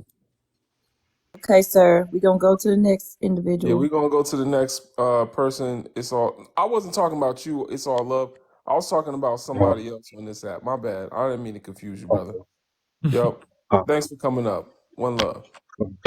All right. We're gonna go to the next guest. Don't forget to keep tapping like, y'all. We're trying to get to 150K likes. I might really be on here tomorrow because tomorrow's my day off. So I might really just be on here while my wife and my mom and my sisters doing all the cook, and my brother-in-law is cooking. They gonna do all the cooking. My sister got him whipped. She be keep him in the kitchen. That boy be cooking. But anyway, I hope he not here right now. We don't know what we having. We not celebrating Thanksgiving. That's a colonizer holiday. We celebrate You don't celebrate no damn Thanksgiving. Nah, we celebrate black folks eating turkey. It's our off day. Yeah, that's all we do. We celebrate black folks eating turkey. Get together with your family. You know what I'm saying? All right, we're gonna go to the next guest. Dalty, could you give us your age, race, and pronouns, please? Hello, I am 21. I'm white, and I go with he him pronouns. All right, talk to us. Yeah, for sure. I was really interested in what, like, I don't know if you wanted to stick to the prompts up top or. Please. Okay, yeah, for sure. So I think ostensibly like a leftist person. I'm a Marxist. And I take a like a historical material view of the world. So I think that discussing like racial dynamics throughout the world through like an analysis of economics and materialism is really helpful when it comes to like looking forward to alleviate like the plight of Black individuals or like the Black diaspora as a whole. So like I think that like the global South throughout history has been like disproportionately victim to a lot of like economic exploitation. And so if you I think that like if you're coming from analyzing this from anything that's not, oh wait, I'm sorry. He just left? Yo, man. Marshmallow Man, y'all are weird as hell. Y'all are weird as hell. He probably, I don't know what he doing. That was crazy. Why he come up here and just jump off? I was actually paying attention to what he's saying. You know me, I like political science. I like, talking about Marxism and stuff like that. The reason it doesn't suit us, according to Kwame Ture, to be socialists is because that wouldn't be equitable for us. If everything was free and we didn't live in a capitalist society and we lived in a communal society where everything was free, there'd still be racism. We need to take into account the 9 areas of people activity in which racism is perpetuated, my bad. So 9 areas of people activity. Economics is only one of them. It's education, economics, entertainment, love, law. I forgot the rest. There's too many to name. 9 areas of people activity. Y'all can look them. Actually, I'm about to look it up right now. 9 areas. Let's see. 9 areas of people activity. There we go. It's economics, education, entertainment, labor, law, politics, religion, and sex, and war. That's the last one. So that being the case, and health. Oh, someone said healthcare. Okay, somebody been reading. Okay, Rare Diamond. Absolutely. Dr. Francis Cress Wilson added the 10th one, health. So that is where they wage war against us, y'all. In economics, in education, in entertainment. Some of us complain about Sexy Red. Understand that Sexy Red is not the problem. Sexy Red is not the problem, but the messages pumped out through the white distribution companies that push these messages to our children. Y'all seen them videos of them 5-year-old girls talking about ski yee and what they color they orifices are? It's kind of crazy. But economics, education, entertainment, labor, law, politics, religion. We don't want to talk about religion, right? Sex, Interracial relationships. Sex. Anyway, war. And the 10th one is health. So that's socialism only solves the economics part. And the reason why people focus on socialism as a cure-all for oppression is because capitalism is the only oppression that they can actually feel. So that's why they focus on it so much. That's the one thing holding a lot of them back, especially a white man like the one that was just up here. That's the only thing holding him back is money, lack of money. So he thinks if he can be free, we'd all be free. It don't work like that. But anyway, let's talk about something, y'all. Ain't nobody want to come up here? Let me do the reset real quick, and then I got a question. Oh, thank y'all for the gifts. Appreciate y'all. Thank you so much. So I'm going to activate the Holy Spirit because this is Tia's favorite thing to hear. And then I want to talk. Holy Spirit, activate.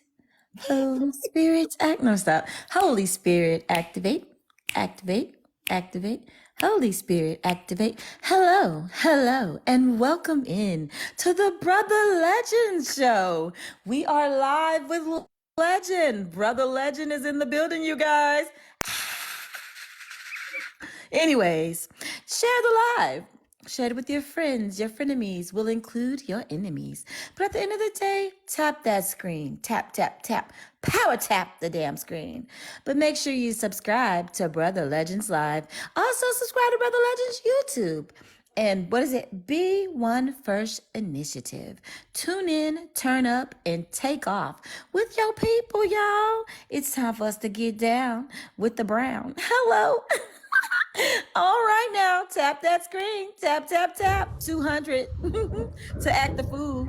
Don't forget Hi. those paws. Go ahead. I'm getting Go ready to ahead. drive, so I can only speak for a second. Oh, no, no, no, no. Mute, mute, mute. Thank you.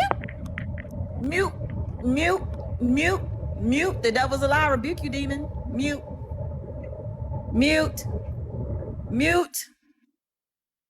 Okay. Holy Spirit activate. Cleanse the air. Okay, y'all. I still Continue. hear it. Oh, okay, it's gone.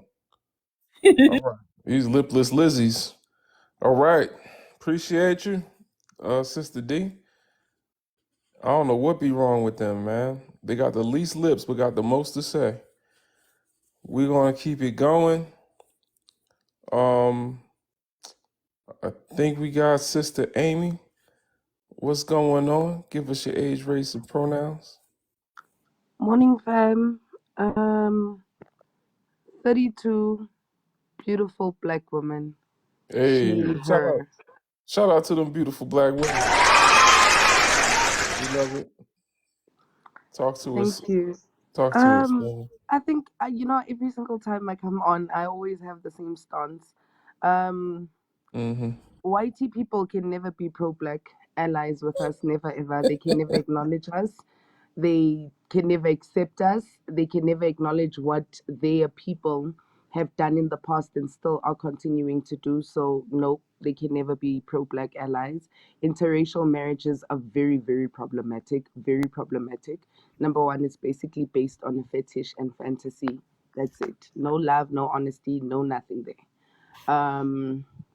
Whitey people peacefully coexisting with no, I mean they've proven that to the rest of the world. They've got their own city called Orania in South Africa. They clearly do not want to coexist with anybody but themselves. And that's it. That's my stance. They're never gonna love us. They never gonna acknowledge us, guys. They're never gonna accept us. They never have, they never will. They created this whole race thing. They decided to separate us and segregate us. I mean, they've been doing it for years. They still continue to do it, even in today's life, in the schools, in healthcare, financial institutions. It is the hardest thing for a black person to go to a bank and get any form of a loan, for be it a home loan, a vehicle loan, a personal loan. They've completely made it so damn hard for us. So no, I'm good. I'm really good. Another thing is you'll get the YT people that come on here. I literally always count them down every single time. I count them down. But you'll get those YT people that think that they can coexist with us because they are not on the top with the rest of them. So I'm not going to call them poor. Well, actually, I am. They poor. And they think once they're around us in our communities, we can just be like, oh, no, he's good. He's good. He's not good. He's not good. As soon as he gets his bag, he's just like everybody else. So, guys, no, no. Also, I wanted to teach you guys something. I typed it here in the comments when that YT lady came on and then she came off. I typed it in Zulu and it said, why, mara labantu laba baganje. That literally means, why are these YT people like this? Why do they come into our spaces? We don't go into their spaces, guys. Why come into our spaces? We literally don't want to know how they feel. We're tired of accommodating them. We've accommodated them for centuries, nursed their emotions and their feelings. Healthcare, guys, healthcare, not only on that side, not only in the US, in South Africa as well. We do not benefit from any healthcare. The Crown Act, this is something that I also wanted to teach lots of Americans, Black Americans, African Americans, that side. What your struggles are no different from our struggles, guys. They are no different, really. And it's so sad that we get that one rotten potato that will badmouth, that will just come across mean or just be so ignorant. And then we have to paint them with the same brush, both in the States and in South Africa. And it makes it so hard for us to actually have conversations like this. But remember that we're not all like that, guys. Okay? And your struggle and our struggle is one struggle. Your struggle and every other Black or every other, I'm not going to say African American, every other Black human being on this planet, our struggles are the same. I'll say, remember, I'm just going to respect those that feel that they are not from Africa.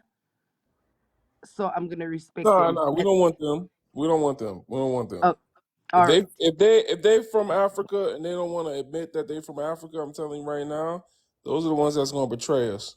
We don't want them. I'm here in America. We call them pretendians or Israelites. Okay. Yeah, we don't want them around us. They got too much internalized anti-blackness. Yeah, those are the lost ones. I'm sure you probably been on a live or two, call somebody Yeah. black, and they was like, "No, I'm melanated. I'm a non-ether being. I'm Yeah. a True. original Israelite." Like, don't Oh, wow. True. that's But anti-blackness. Yeah. yeah, really whitewashed. A lot of people don't want to accept being Black, and I always say this. I teach my daughter. My daughter's 6, and she's so beautiful.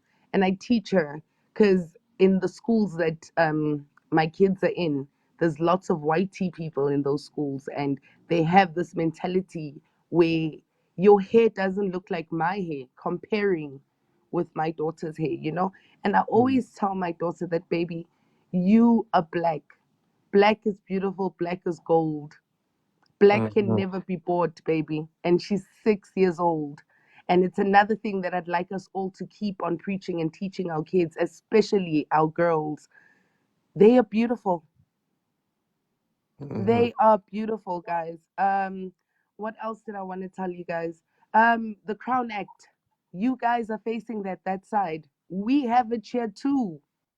We've got it here too. And the worst part about it is I won't even go with the adults. And this is why I want you guys to understand that racism is inherited. In the schools, children are facing that kind of hate where they are not allowed to wear their hair naturally. I mean, if you guys want to go look up Pretoria Girls High School in South Africa, Pretoria, a girl was almost stopped from writing her matric. So her matric is her last exam to graduate high school. simply because her hair, she wore her hair in an afro. Natural hair. In Yeah, Africa. But that's the crazy part for me is y'all in Africa. Like we not in Africa. We African. See, teacher But though. It when was stuff like that happen to us, I'm kind of like, well, y'all, we ain't home. Y'all in Africa. yeah, That's when honestly we waiting. EFF, we waiting for y'all. We a waiting. blaze. yeah.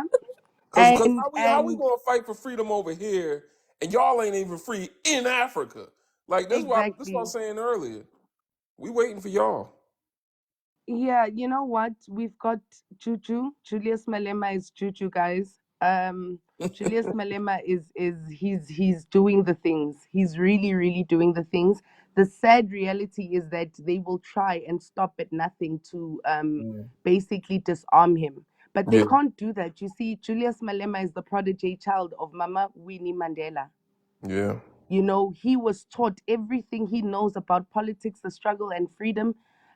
He was taught by Mama Winnie Mandela. Mm-hmm. He was taught, he knows what the struggle was for.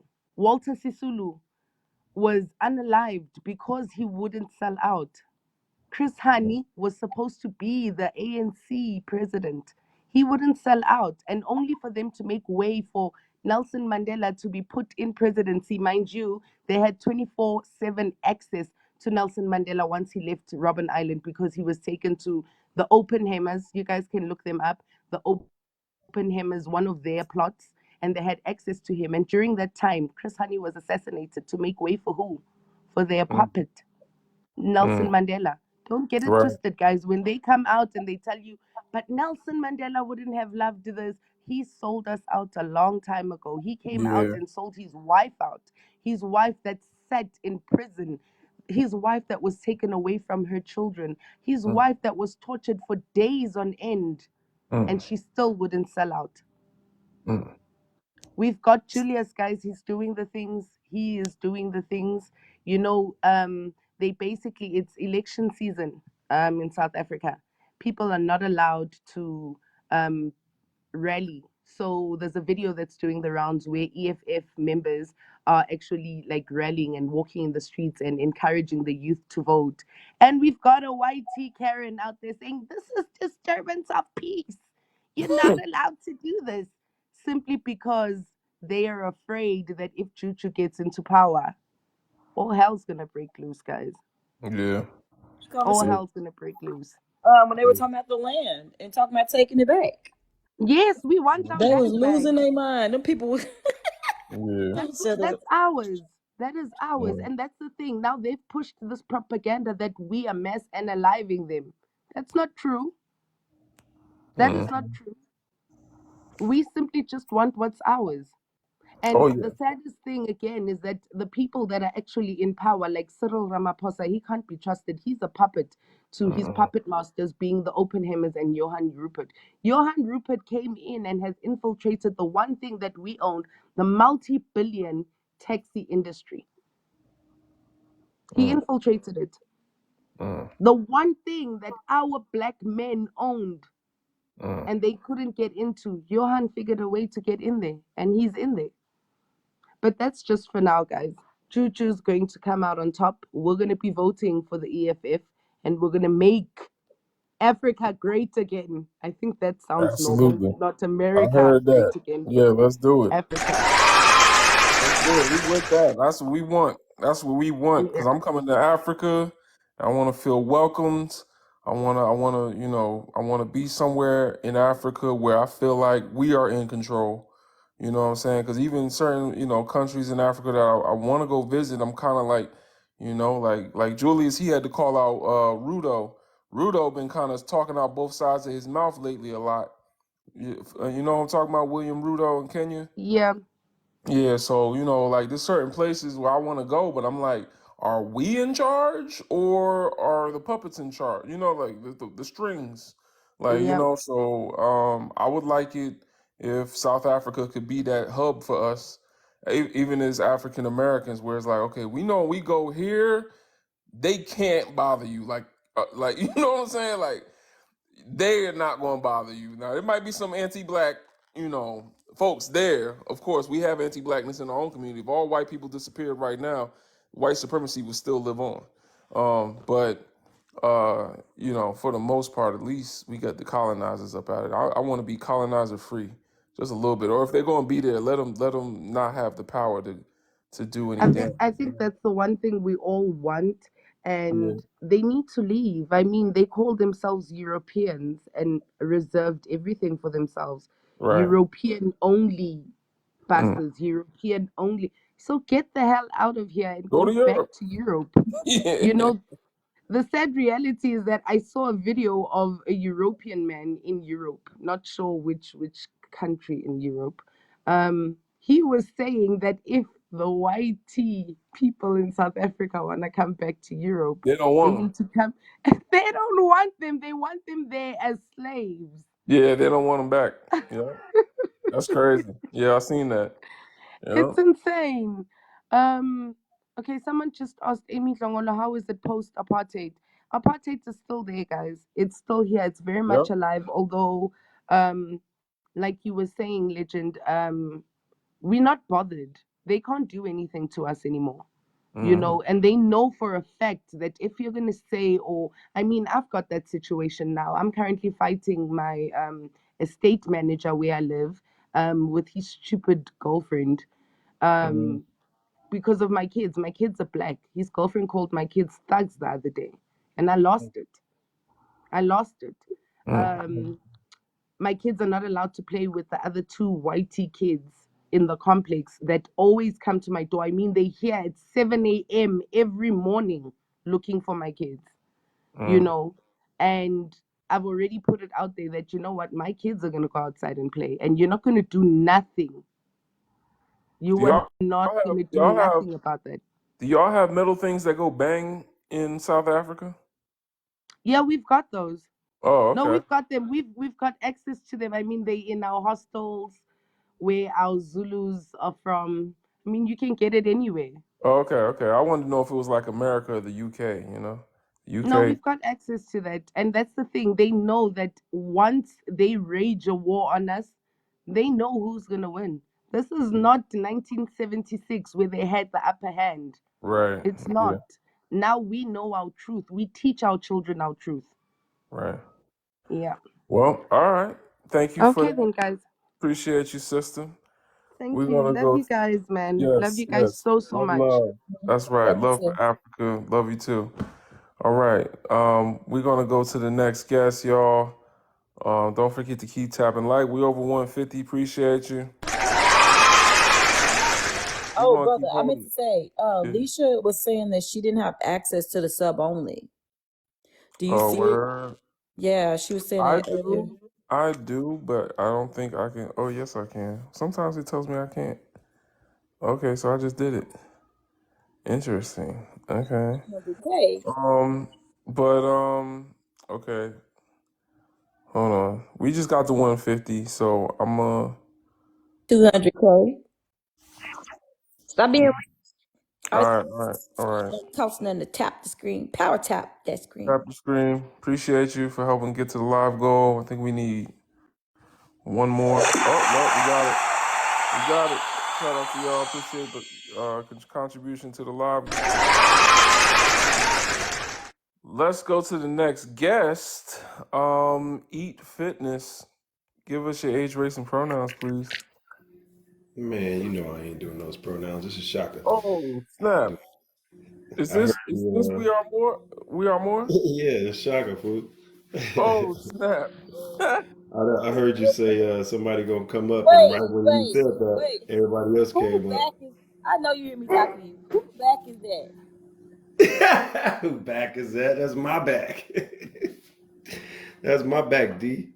Why you got a face in your back? You stupid. Something's You look wrong. like your That's called lifting, bro. I got my body is my billboard. I gotta keep it right. That's crazy. When I train, this is what I do. If you need that information, I can help motivate you. I'm a transformation coach, so I can do that. Oh Lord. But yeah, I heard you said you need that help, bro. You said somebody come up, and then all of a sudden, when I went over to my account, everybody came up. So I was coming to give some support. Oh, I okay. was I was checking my other account, and I follow Swan, so I start following you from this page too. But Oh, okay. can white people? You still want me to participate? Or you want to let somebody else come Go up? ahead, brother. Yeah, we All waiting right. for you to come up. So So can white people be pro-black allies? Absolutely not. We can't allow. We've tried that. We tried that too many times, and it's bitten us in the face every single time. And there's no exception. In the words of Dr. John Henry Clark, there's no exception. We need to fix our own problem. They don't have the what's a good word? The capacity to be an ally, because they will not know how to decenter themselves, and they would try to put themselves into the forefront and think that they can lead. When it comes to interracial marriage, is interracial marriage problematic? Of course it is, because it takes away from our community in the form of, again, channeling the resources out of our community and disallowing us to get to the system of the matrilineal system in societies that we used to be, or we used to practice before, where we communicated well, our women were equal to us, we played our not gender roles but our roles in our households. So interracial dating, I really feel that it just adds, it pushes us further and further and further away from um, um, uh, what you call it, ground zero being the cradle of civilization in Africa. We just keep going further and further away. So I just really feel, I'm not downing anybody or judging anybody, but I really feel that we need to be today, more importantly today, we need to be intentional about reestablishing our black families, because our kids are suffering, and they're suffering really, really bad. Our kids are suffering to the point where, I train young athletes. I run a big 7-on-7 football organization, and the elite high school athletes that we take traveling across the world, across the United States, sometime into Canada, and when we have little meetings with them, our young brothers say that they do not like black girls, and I'm not joking. And we've had different intervention, respectfully, because of course those are kids, but they literally have different reasons as to why, and that's how far it's gotten. I don't know if any of you guys have heard that, any of you mothers have heard your daughters say that, but my oldest daughter, she actually was crying to me, and she's like, "Dad, why don't the black athlete or the black boys like us?" So it's affecting our young girls, and it's affecting our young boys. And we can unpack that another time. But white people peacefully can white people peacefully coexist with non-white people? You mean just everybody, all races, not just us, all ethnicities, not just us?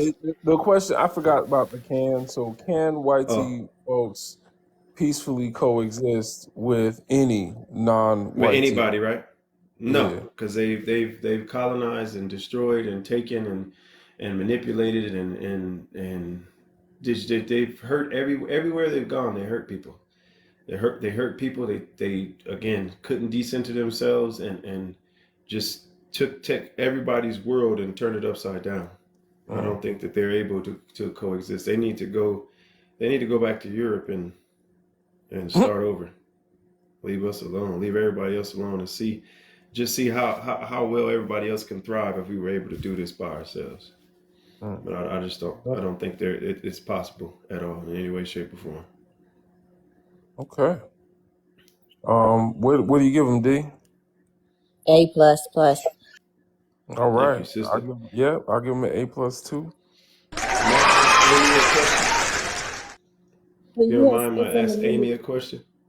Go Oh ahead. yeah. Go ahead. Amy, I'm on my other page. I'm usually on my history page, but my brother was asking people to come up, so as I always do, I try to support my boy. But I heard you say that apartheid is still happening in South Africa, and I know South Africa is pretty much the bastardized cousin of America in terms of racism and the constructs that were put in here, because most of the apartheid was learned by our punk ass government. What kinds of things, if you know, if you don't, I can, just point me somewhere and I can go search it up. But what kind of things are still happening there in terms of like governmental policies? I don't know if you guys have a constitution, but just different things like that. What's happening over there that are still overt and covert racism against Black Africans? So we do have a constitution that our ANC leaders have completely disregarded, that they were part of making. We do have one. They really don't care about the constitution. That's one. Two, we've got the equality court as well. Chances of you winning a case against a racist idiot at the equality court are close to zero. And that's simply because of the actual people that are in power, which are still the whitey people. With regards to the day-to-day apartheid that we face as individuals every single day, I bet you every single South African person that comes across a whitey person can come back home and say, no, today I experienced racism in this form. For example, I've got a video up. I went to go pick my older son up at Eden Glen High School. Now, Eden Glen High School is a school that, oh my goodness, it's so hard to get your child into that school because it's dominated by the whitey as well as Edenvale High School. Those are the two hard. It's completely. I don't know how my older son, got into that high school, but he got into that high school, and I went to go pick him up. Guys, my husband is a taxi owner. He's Zulu. He's from the land of Shaka Zulu. He's a staunch Zulu man, and because of that, we live comfortably, and that's something that whitey people cannot understand or cannot acknowledge, that we can afford the finer things in life. So I drive a BMW 320 2017 All model right. M Sport, and yeah, it's completed with the facelift and everything, guys. Oh, And stunning. I went to go and Yeah, they're flexing on them people. so I went to pick my son up at school, right? And I had just fixed the bumper because it's really low, so it had a bit of scratches and stuff like that on the bumper. But anyways, I went to go pick my son up at school, and before that, I was driving a silver BMW, same thing but a silver one. It wasn't an M Sport though; it was just a Sport. Um, and this whitey woman always had an issue with me with where I parked. So she'd always come and literally park in my direction. It's not the right direction. She was not supposed to park like that. So on this specific day, I was like, I've had it. I parked, and guess what she did? She literally came to park right on top of my bumper. There was another car that was behind me. She came and parked. There was no way that I was going to be able to move out of that. When my son gets there, there was no ways I was going to move.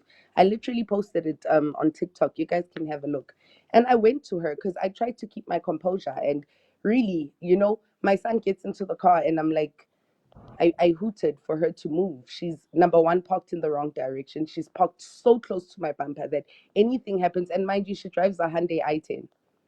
And that's where the issue is, that I drive an expensive car and you're driving a Hyundai i10. And I'm black and you're white. And that's So the issue here, that why are you driving that kind of a car? And I'm not driving it. Automatically, what do they think? They think that we're gangsters, we're thugs, we're thieves, we're criminals if we have anything good, you know? And I got out the car and I went to her. And I said to her politely, can you please move your car? I'd like to come out of here. And she said, you people, well, she used the K word. So remember that you guys have the Nigger word, that side. We've got the kafir, this side. That's the word they use, this What? side. what is it called? Right? Nah, Kafir. I don't know. She keeps saying it. It's How you spell it? should I spell it for you guys? It's Please. Yes. Kafir. Kafir. Oh, dang. Because y'all be rolling them R's. That's We don't, something I ain't new. know I what need you to saying. put.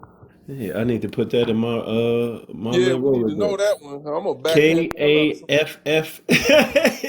They IR. took their word from overseas. Kffir. Yes. And what is that like? Is there a history? You don't mind me asking? I don't want to take over. It's Legend. Like, what's the exactly history behind that shit? it's exactly the same history behind the Nigger word. Exactly the Wow. same. There's no difference. South Africa. What the It's in freak, Dutch. bro? Is it in Dutch? Apparently it's I think it's Arab or something like that, but that's yeah, it Oh, that's why it sounds means non-believer or something like that. But they used dang. it during apartheid and during slavery is what they called us, you know. And she literally, her words were, "You kafirs buy expensive cars and you don't even know how to drive." And you still Wow. you didn't get arrested? You still walking? Listen, I lost it, guys. I lost it, and I told her, it was. Oh gosh, guys, I lost it. I lost it. I called her all sorts of names. She wouldn't get out the car. She rolled her windows up. Karen.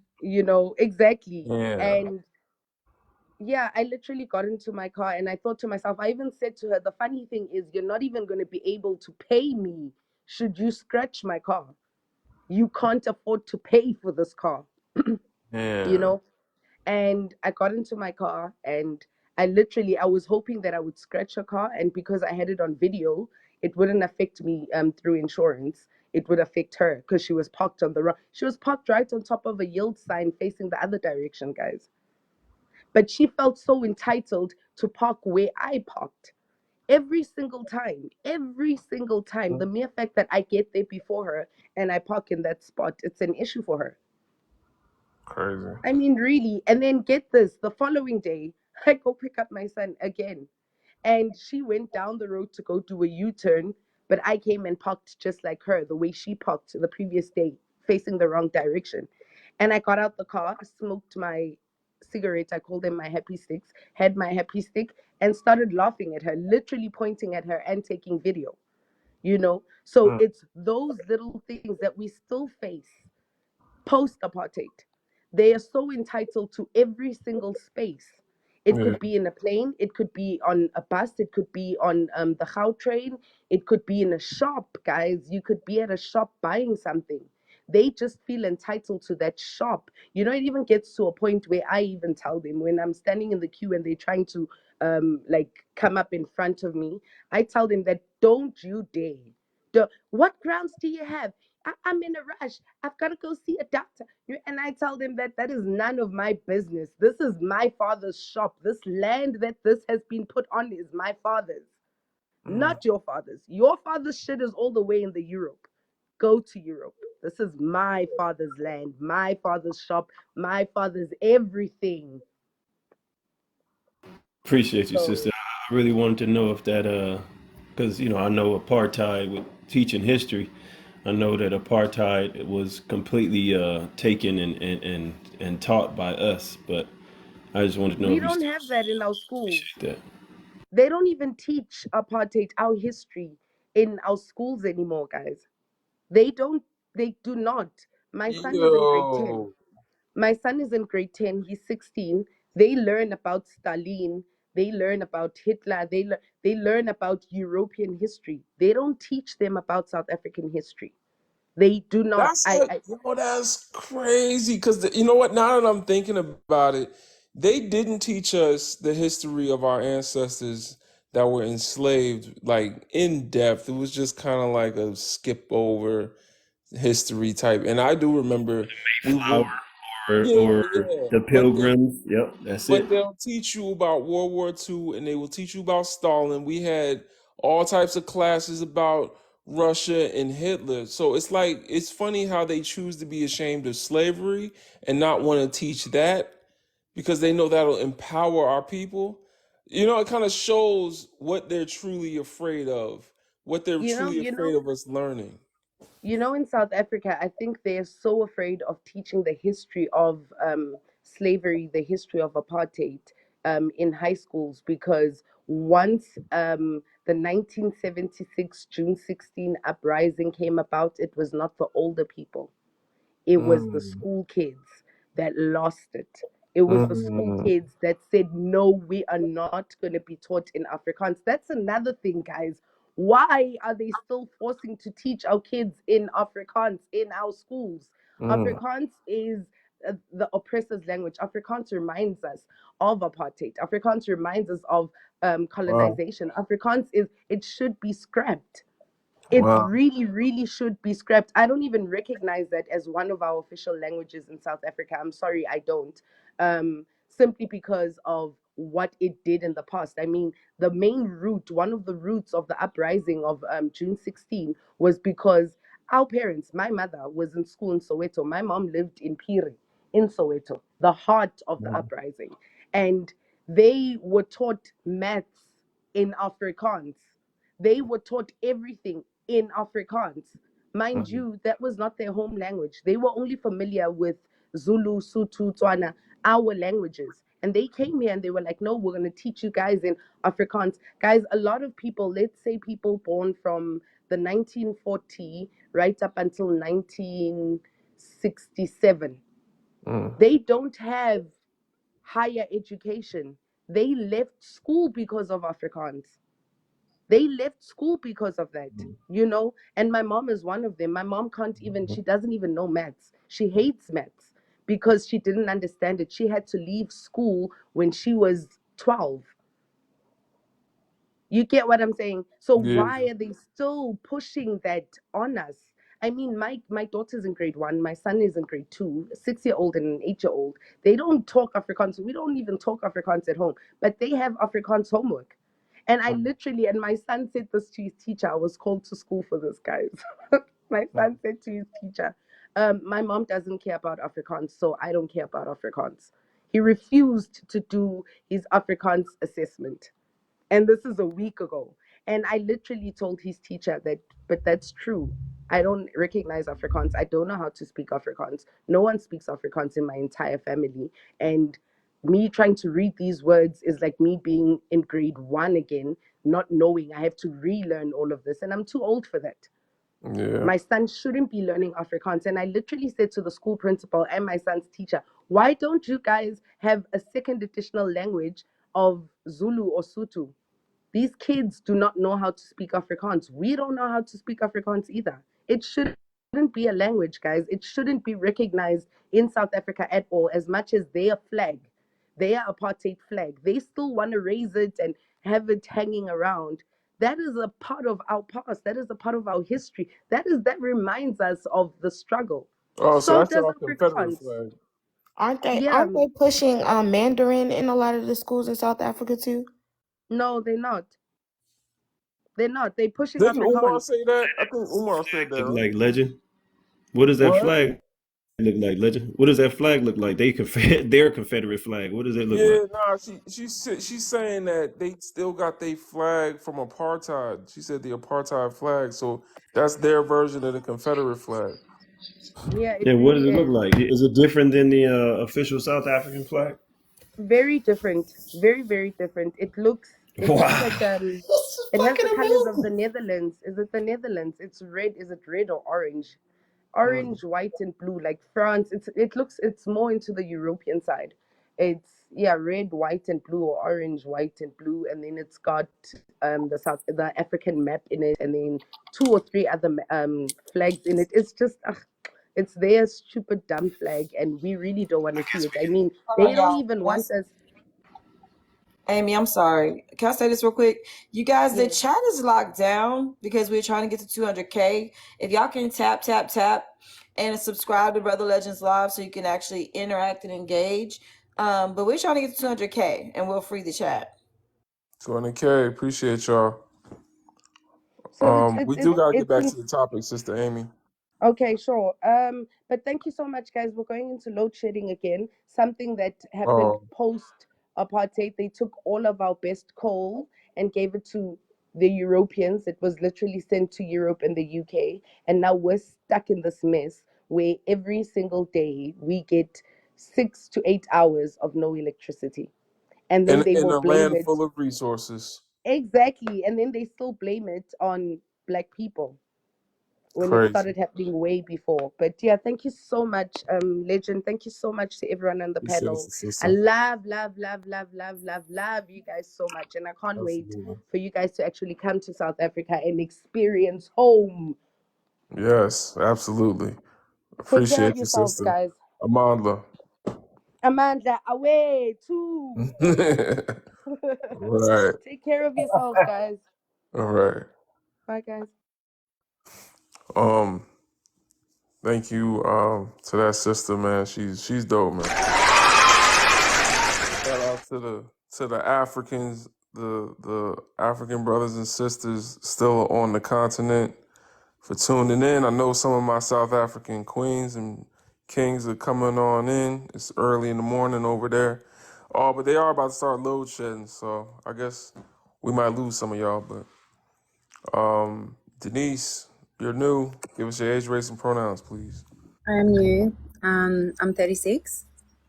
I guess white tea. I'm Caucasian. I'm Australian and Swedish, and I'm a she/her. All right, thank you. Talk to us. You want to answer questions? Well, I saw it says, can white tea people be BLK or, allies?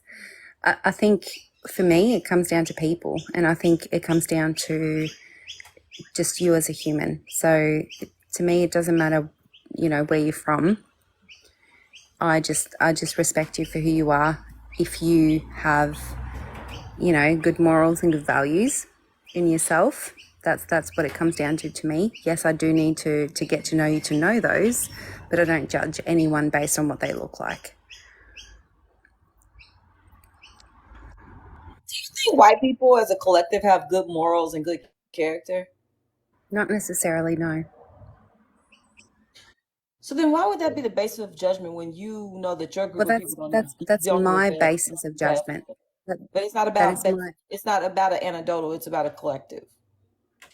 Well, for me, it's that's how I In judge this people. regard to this conversation, it's about the Mhm. collective. Well, why am I part of the collective then? Excuse me? Why am I part of the collective then? I don't know. Why We can't I all trying just to not figure be that out. my person and my human in my own right? Riddle me Why this. can't I just make? You just said that your collective does not have good moral and good character. So who would No. ever let y'all judge?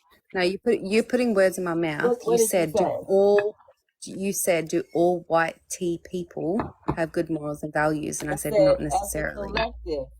As a collective, do white people have good moral or good character? And I said not necessarily. So then what would make you feel like your collective would be the ones that should be judging moral or character? Well, I feel like I judge a person for who they are, not for what they look like or what their melanin levels are. Like me, myself, and I? Yeah, me, myself, and I. Just Right. like you, yourself, and you. No, it's not me, I myself. don't judge you. I don't judge you based on what your melanin level is. What is my melanin level? What am I? You know exactly what I mean. You're Well, trying what to am I? be passive aggressive. Oh, am I? I was Yes, just you asking a are. question. I Be don't know you careful. from Adam. Well, your melanin level is darker than mine, but I don't judge you on that. Brother Legend, tag in. Yeah, I can't. I thought she was gonna give a number. She said it's dark. Okay, all right. No, I'm saying she's black. I'm white. So what? All right, so I don't judge her on that. I'm not black. She all shouldn't right, judge me on that D, either. Hold on, D. Calm down, Denise. Nobody's judging you. No, I'm calm as hell. All right, so act like I'm it. not the one laughing though. That's rude. Denise, are you gonna make this weird? No, but isn't that rude? Isn't that rude? Denise, I don't owe you politeness. I'm just up here to have a conversation on TikTok. It's not that deep. Okay, so we don't owe each other the same amount of respect. Okay. We don't know you. Cool. All right, so we're talking about pro-black allies. What is your definition of pro-black, Denise? I don't have a definition of that. I have a definition of I will respect everyone for who they are, regardless of the color of their skin. That's where my pro anything goes. My All right, question to you is, are can you you answer the actually looking question? for allies? Are you actually looking for allies, or are you looking for situations where you can condescend people because they're trying to agree with you and say Don't that shoot they that. stand with Don't. you? I D. was just gonna ask her what she offer as an No. ally. No. Okay, stop, D. All right. So, am I actually looking for allies? Um, why are you asking me that when you don't know the definition of pro-black, but you gave an answer? Well, what's your definition of pro-black? Because my definition is I respect everyone for who they are as a person, regardless of color. So what is your definition of pro-black? All right. So here's the thing. When I you ask stand with me, you, not, anyway, yep. when you ask my definition, right? First of all, you're making it anecdotal. Do you know what that means, Denise? Yep. So that means that you're making something that is objective, subjective. Yep. Thank And you for explaining that to me. right. So we're talking about the definition of pro-blackness as pro-black people have defined it. And so we're talking in terms of systems, and we're talking in terms of groups of people. When you make something subjective, you say, I have my definition, you have your definition, and that makes everything subjective so that we can't have a conversation in an objective truth. So let's try to keep our personal opinions out of it and speak within the framework that has been given to us by these social constructs as we talk about them. You understand? So Why pro-black, should we stay in the social construct that has been made now if we want to move to a better future? because Why should we do that? we're talking about the social construct. We're talking about it So how are we going to because move forward from that? How are we going to move not together by from that? ignoring it, Denise. No, Not I'm by not ignoring ignoring it it at because all. your white ass needed to be ignored in order for it to be comfortable. You understand? No. It's just it's a I'd little rather be uncomfortable. uncomfortable if All that right, means then that shut you. up and be uncomfortable.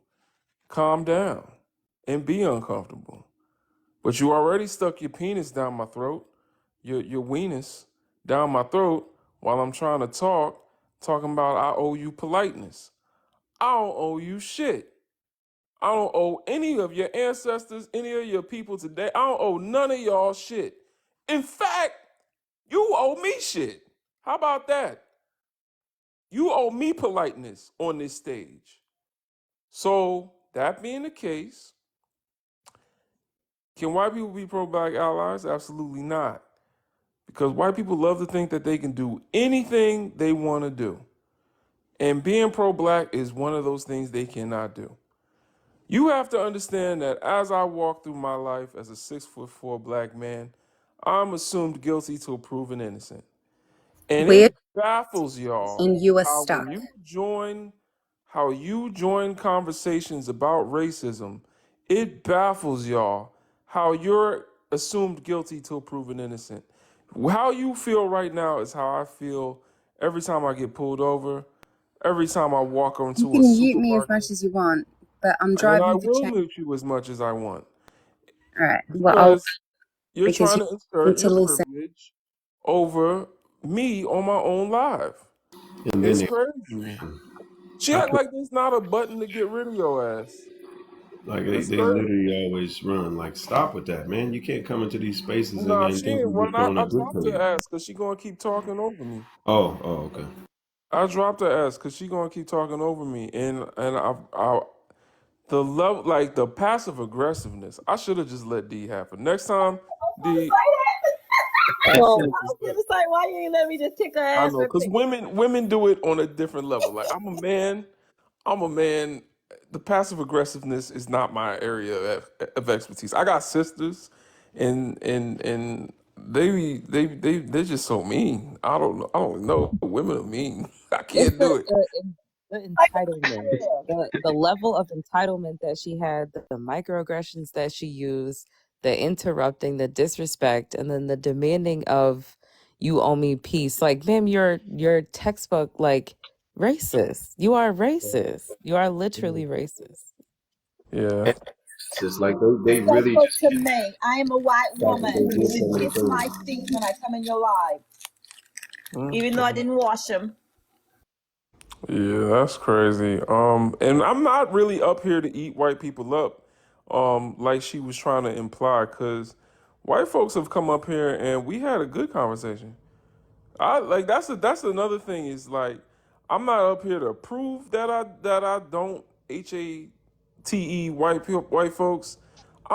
I might make y'all feel uncomfortable sometimes with my content and what I say, but I'm just speaking truth to my people, and I'm showing my people that we can talk to them without having cognitive dissonance. That's what I was going to say in that other live, Black Swan. It said, what did it say? It said code Can I ask switching. a question? Or Oh, see how they go. yeah. No lips, but got the most to say. What the hell? All right. What was it? A code switching what? Code switching is key to Black success. I think Shaka, you Cognitive. came in. Yeah, I came in there. Yeah. Cognitive dissonance is Yes. key to Yeah. Black success. You have to live in a reality where you're constantly traumatized and constantly being oppressed, and you have to act like you're not oppressed. You have to act like you're not oppressed. That's the key. That's the key. To work with them in furthering your oppression is the key to success in this world. You need to be able to act like nothing bothers you that really does bother you and is directly affecting your community. Right. I tried to explain that to them, and I tried to explain the fact that Can I ask a it question, bro? extends outside. Wow. Wait, Dan. It extends outside of, because they only attribute it to the workplace, but it extends outside of the workplace. Like, and Right. I was like sharing experiences that I've had growing up, being the only Black girl in predominantly YT spaces. I was on the swim team. I played the saxophone. I did so many things growing up, and just the way that I had to operate, just Yeah. You have to you act. don't want to do it, but you know what I'm saying? Like, Yeah. you don't want to do it, but yeah. You have to act like it's kind of like when you go to church and you had a bad week, but you don't want to let everybody at church know that, so you're gonna just kind of just praise God extra hard and just kind of like act happy around them. I don't know. It depends on kind of church you went to. But what I'm trying to say is we have to live in this reality, but then act like we're living in a different reality. And that is traumatic. Every psychologist will agree.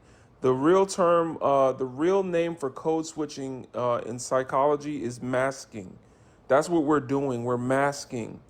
We're masking ourselves, and we're creating what Dr. Gerlach. If y'all want to skip therapy, you don't want to go to therapy, look up this doctor. He's a white man, but his name is Dr. Gerlach on YouTube. Gerlach. He's a therapist that talks mostly about codependency, which is a big problem in the Black community. But yeah, so when you code switch, when you mask, you create a sub self, which means you create a separate personality within your personality. And sometimes, if you don't keep a leash on your sub self, you can become that and um, internalize it. It gets really deep, but I'm not a psychologist. I'm not your therapist, but I did my own research. Y'all can do your own research too. Dr. Gerlach, Gerlach, on YouTube. He's got some great videos on codependency. All right, y'all. I'm gonna go to Dan. Dan, give us your age, race, and pronouns. I'm 28. From Middlesbrough, England. I just and I've let me tell you a bit about. I was adopted by a Muslim family. You Uh, 28. so You. I'm 28. Yeah. Okay. All right. Did you say your race? But I was saying. You So what? yeah, I'm white, but I'm white. Okay. Yeah, but All right. Talk to I us. was saying I was adopted at a young age by a Muslim family, um, and I seen the live here, and I thought it's no, I don't want to cause any animosity whatsoever here, but I seen you saying our people, stuff like that, like the white people, stuff like that, like. I feel like that causes a bigger divide than needs to be caused. You know what I mean? Divide among who? Well, I would never say, oh, like I've heard you there a couple of You're breaking up, Dan. times. You're breaking up, Dan. We can't hear you. Can you hear And me you now? sound like Yeah. Jack Sparrow. What? I'm not coming on here to cause any chew. I'm just saying, Okay. like, You sound better now. you're coming on. You say you. Is it better now? A Can you hear little me? bit. Yeah. Yeah, yeah. So I'm just saying that I've come on here, and like I said, at a young age, I was adopted by a Muslim family in England. Uh, so they're Are my they family. Muslim as a Uh, race, or do you mean Muslim as a religion? yeah, as a religion, but they're a Pakistani family. Okay, so they were Uh, Asian. yeah, yeah. But I've never seen any difference. You treat me well, I treat you well. You know what I mean? Uh, Do you and I feel feel like you like I've treated come. me well? What? Do you treat me well? Are you treating me well right now? I feel like, yeah, I feel like I'm being, well, I hope I am. I hope I'm being respectful. I feel like you telling me what to do and how No, you I haven't told you basically what to do. yes you have, because you said you treat me well, I'll treat you well. That's a very like Yeah. passive aggressive way No, of telling me what to do. no, I was speaking in general. I wasn't saying it directly to you. Oh, I see. Okay. I was speaking in general. Like I take people as I find them. You know, like you're good to me, I'm good to you. You know, Mhm. Okay. uh, there's no animosity here. Uh, the but I feel like I just Why wanted don't to you say, answer some of the and there's no questions for us? animosity behind I know. You what? come in peace. We get it. Why don't you answer some of Yeah, the questions for us? yeah. So the question was, I've heard you refer to the white folk. I've heard you say that a couple of times. I feel like you cause a bit of a divide for yourself, like when really, if the likes of me, like I don't see a divide. I, Have you ever watched a horror movie? What's your favorite horror movie, Dan? it doesn't matter, does it? Yeah, it does, because I'm about to show you a metaphor. A metaphor of what? Don't be so scary, Dan. I'm not gonna suck your soul through the phone. Like, No, I'm just saying of what. the That's fuck are all. you scared of? What's your favorite horror film? Uh, let's go for. Uh, Jason, Freddy, Friday the nah, 13th, Halloween. we've got what's that one with the fucking child Damien? I don't know. Uh, I'm not into horror films. all right, so let's just say Halloween. You ever see Michael Myers? Yeah. All right. So when Michael Myers is chasing that lady and she's running away, do you think she's being divisive and separating? Or do you tell her to go back and hug Michael Myers? No, of course not. No. Okay. So do you think black people have any reason to look at white people as Michael Myers? No. Hmm. There Do it is. you? That was a typical See, answer. you're not being realistic, Dan. Well, but I do not want any You black know, man to fear me. when you have to admit that you're the evil one, you're the bad guy, it is the hardest thing to see yourself.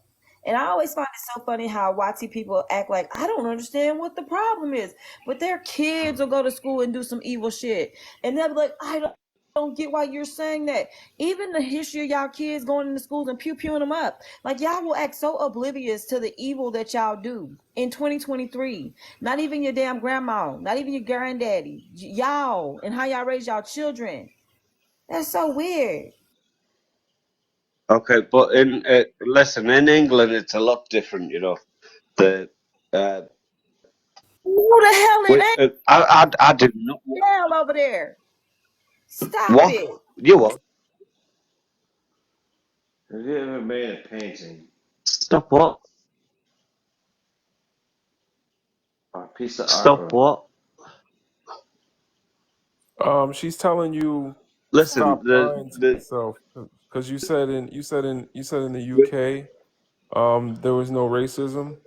So we know that that's not true. no, We know it's I not did not different. say that. I did not say that. I did not say that. I did not say that, did I? Oh, so you know racism exists, Have but you ever made you don't something beautiful? believe it's bad enough Of that course, but you don't believe it's bad enough that we can look at thin my, lips people as a woman running away looks at Michael Myers. Michael Myers all is right, in right. movies So very that's how you good. portraying it, right? So, but uh, what I'm saying Your is that your connection is it's really not bad. everybody. Okay, Have you ever so made a piece Yeah, of it would be, artwork? wouldn't it? Nobody till there's nobody. So it's you too. A piece of artwork. okay, all right, Have you Yeah, made a you piece don't of want to. You artwork? don't want to hear anything from. You don't want to Um, hear anything from us. That's all. to be honest, Dan, you haven't said anything stimulating, but do you believe that white people invented the light bulb? I I honestly don't have enough knowledge to comment on that, so I don't know. Do you believe white people invented the iPhone?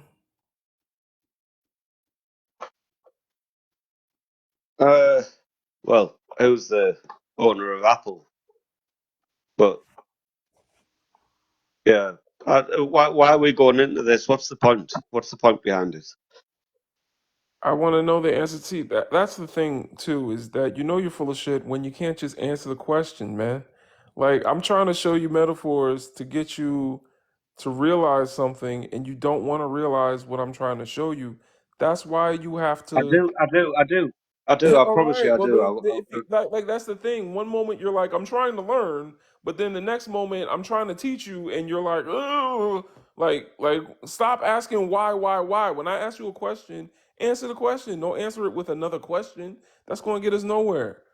So, do you Well, believe? if I don't know the answer to the question, then I'm not going to say something that I'm I not know. just going to And if I'm bullshit. You just know what I gonna mean? ask another one, say I don't know. Don't ask why I'm asking. All right, go on then. Another one, go. To Did take white white people people out of invent? misery. You Did feel white? fair? I don't know. Sean is retarded. Did white people invent the airplane? Another question. I'm not claiming to be Name an someone who invention knows. white people have made. Have they contributed nothing? But I don't know why you're asking me these questions because I'm not coming in here being pro-white. Dan, you're sitting up here just annoying me, to be honest. I don't even know Right, why you're I'm full of trying shit, to. mate. You're I'm full of trying to. shit. Get yourself over to Please go on Middlesbrough and you mute. get battered all over. Dan, let me ask you a question, Dan. You said that where No, you're at, it's hold no, on, you're out of calm order down. because it's a trap. This is It's a over. trap. This is a Over. Is trap it a for trap? white people. Is it a trap, Yeah, or did you know that you and your people yeah. are horrible people? Which one is it? Well, we're all horrible people, are we? Yeah, you are. So at the end of the Okay. day, Dan, I want to know. Oh, bye. There you go. All right, y'all. I'm about to go to sleep. I'm tired. I'm tired. I'm tired. I wish more black people came up, but we definitely love the black people that did come up, man. Shout out to y'all. Thank you, D, for hosting. Shout out to my brother. What'd you say your real name was, man? Shaka, you got bad memory. Shaka. Okay. All right, Shaka. I got you. I didn't know that was your real name. Yeah. And Ishaka Musa, I was talking about him earlier. That's Dr. Shaka. That But brother yeah. is a man, huh? Ain't he dope how Yeah, you he the get that man. information to it? Yep. And Dr. you see Ishaka. his NIGGA come out sometimes too. Yeah, you sure do. He He's reminds like, me I of don't my give a damn dad. about none of them. Yup. Yeah. Well, Right on, appreciate brother. Just came to support you, man. Get some good sleep. I know you gotta go to work in the morning. Yeah, No, no. Tomorrow's no. Thanksgiving. Oh, duh, I forgot. Tomorrow feeding our Tomorrow face, huh? is the celebration of the Wati people that unalived the indigenous people and came and let me say the genocide. That's Yeah. what they're celebrating over there. Anyway, Yeah. um, I just celebrate the communion of family. Right, yeah. that's about it with us. Make sure that when you come into Brother Legends Live, that you guys tap that screen. I need you to participate. It is very strange when y'all aren't Holy Spirit and activating those fingers. Now listen, I have no problem with you coming in here and sitting along, but I need you to play the game. Tap the screen and participate. Also, subscribe to Brother Legends Live. You guys, YouTube as well. Subscribe to Brother Legends Live. Hey, share, invite. We need your frenemies in here. And we know y'all got some enemies. Tag them next time. But before I close out, I'll say this. Before you, if you are not black, jump on the live, how about you jump in that tub? And before you jump into black folks' business, make sure you wash them feet. All right, you guys, I'm out. All right, thank you, D. Appreciate you, Black Salon and Tia. Hope to see y'all again soon. I'll be back up here tomorrow, y'all. Everybody, Nova, appreciate you, Leisha. Thank you so much for moderating every day like it's your job. I don't know what you be doing, sis, but you be looking out for brother. Lovely Rose Petals, you too. Appreciate you. Good night.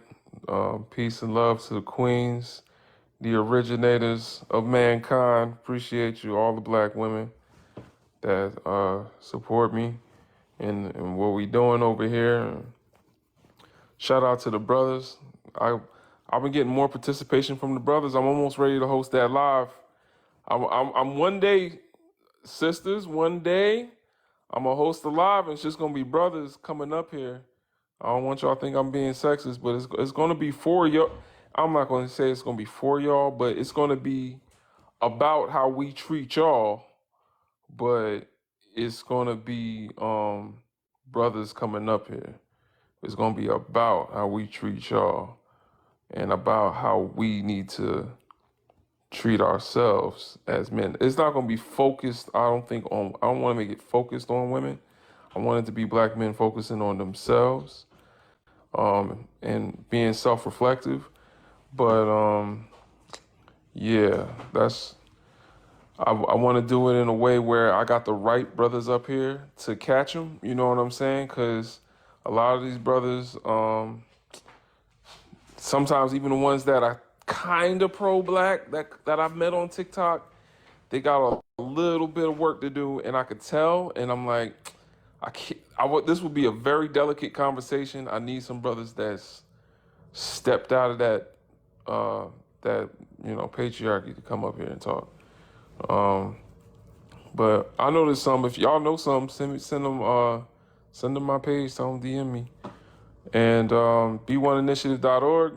Shout out to all my 55 plus people, all the 55 plus people that's watching the live.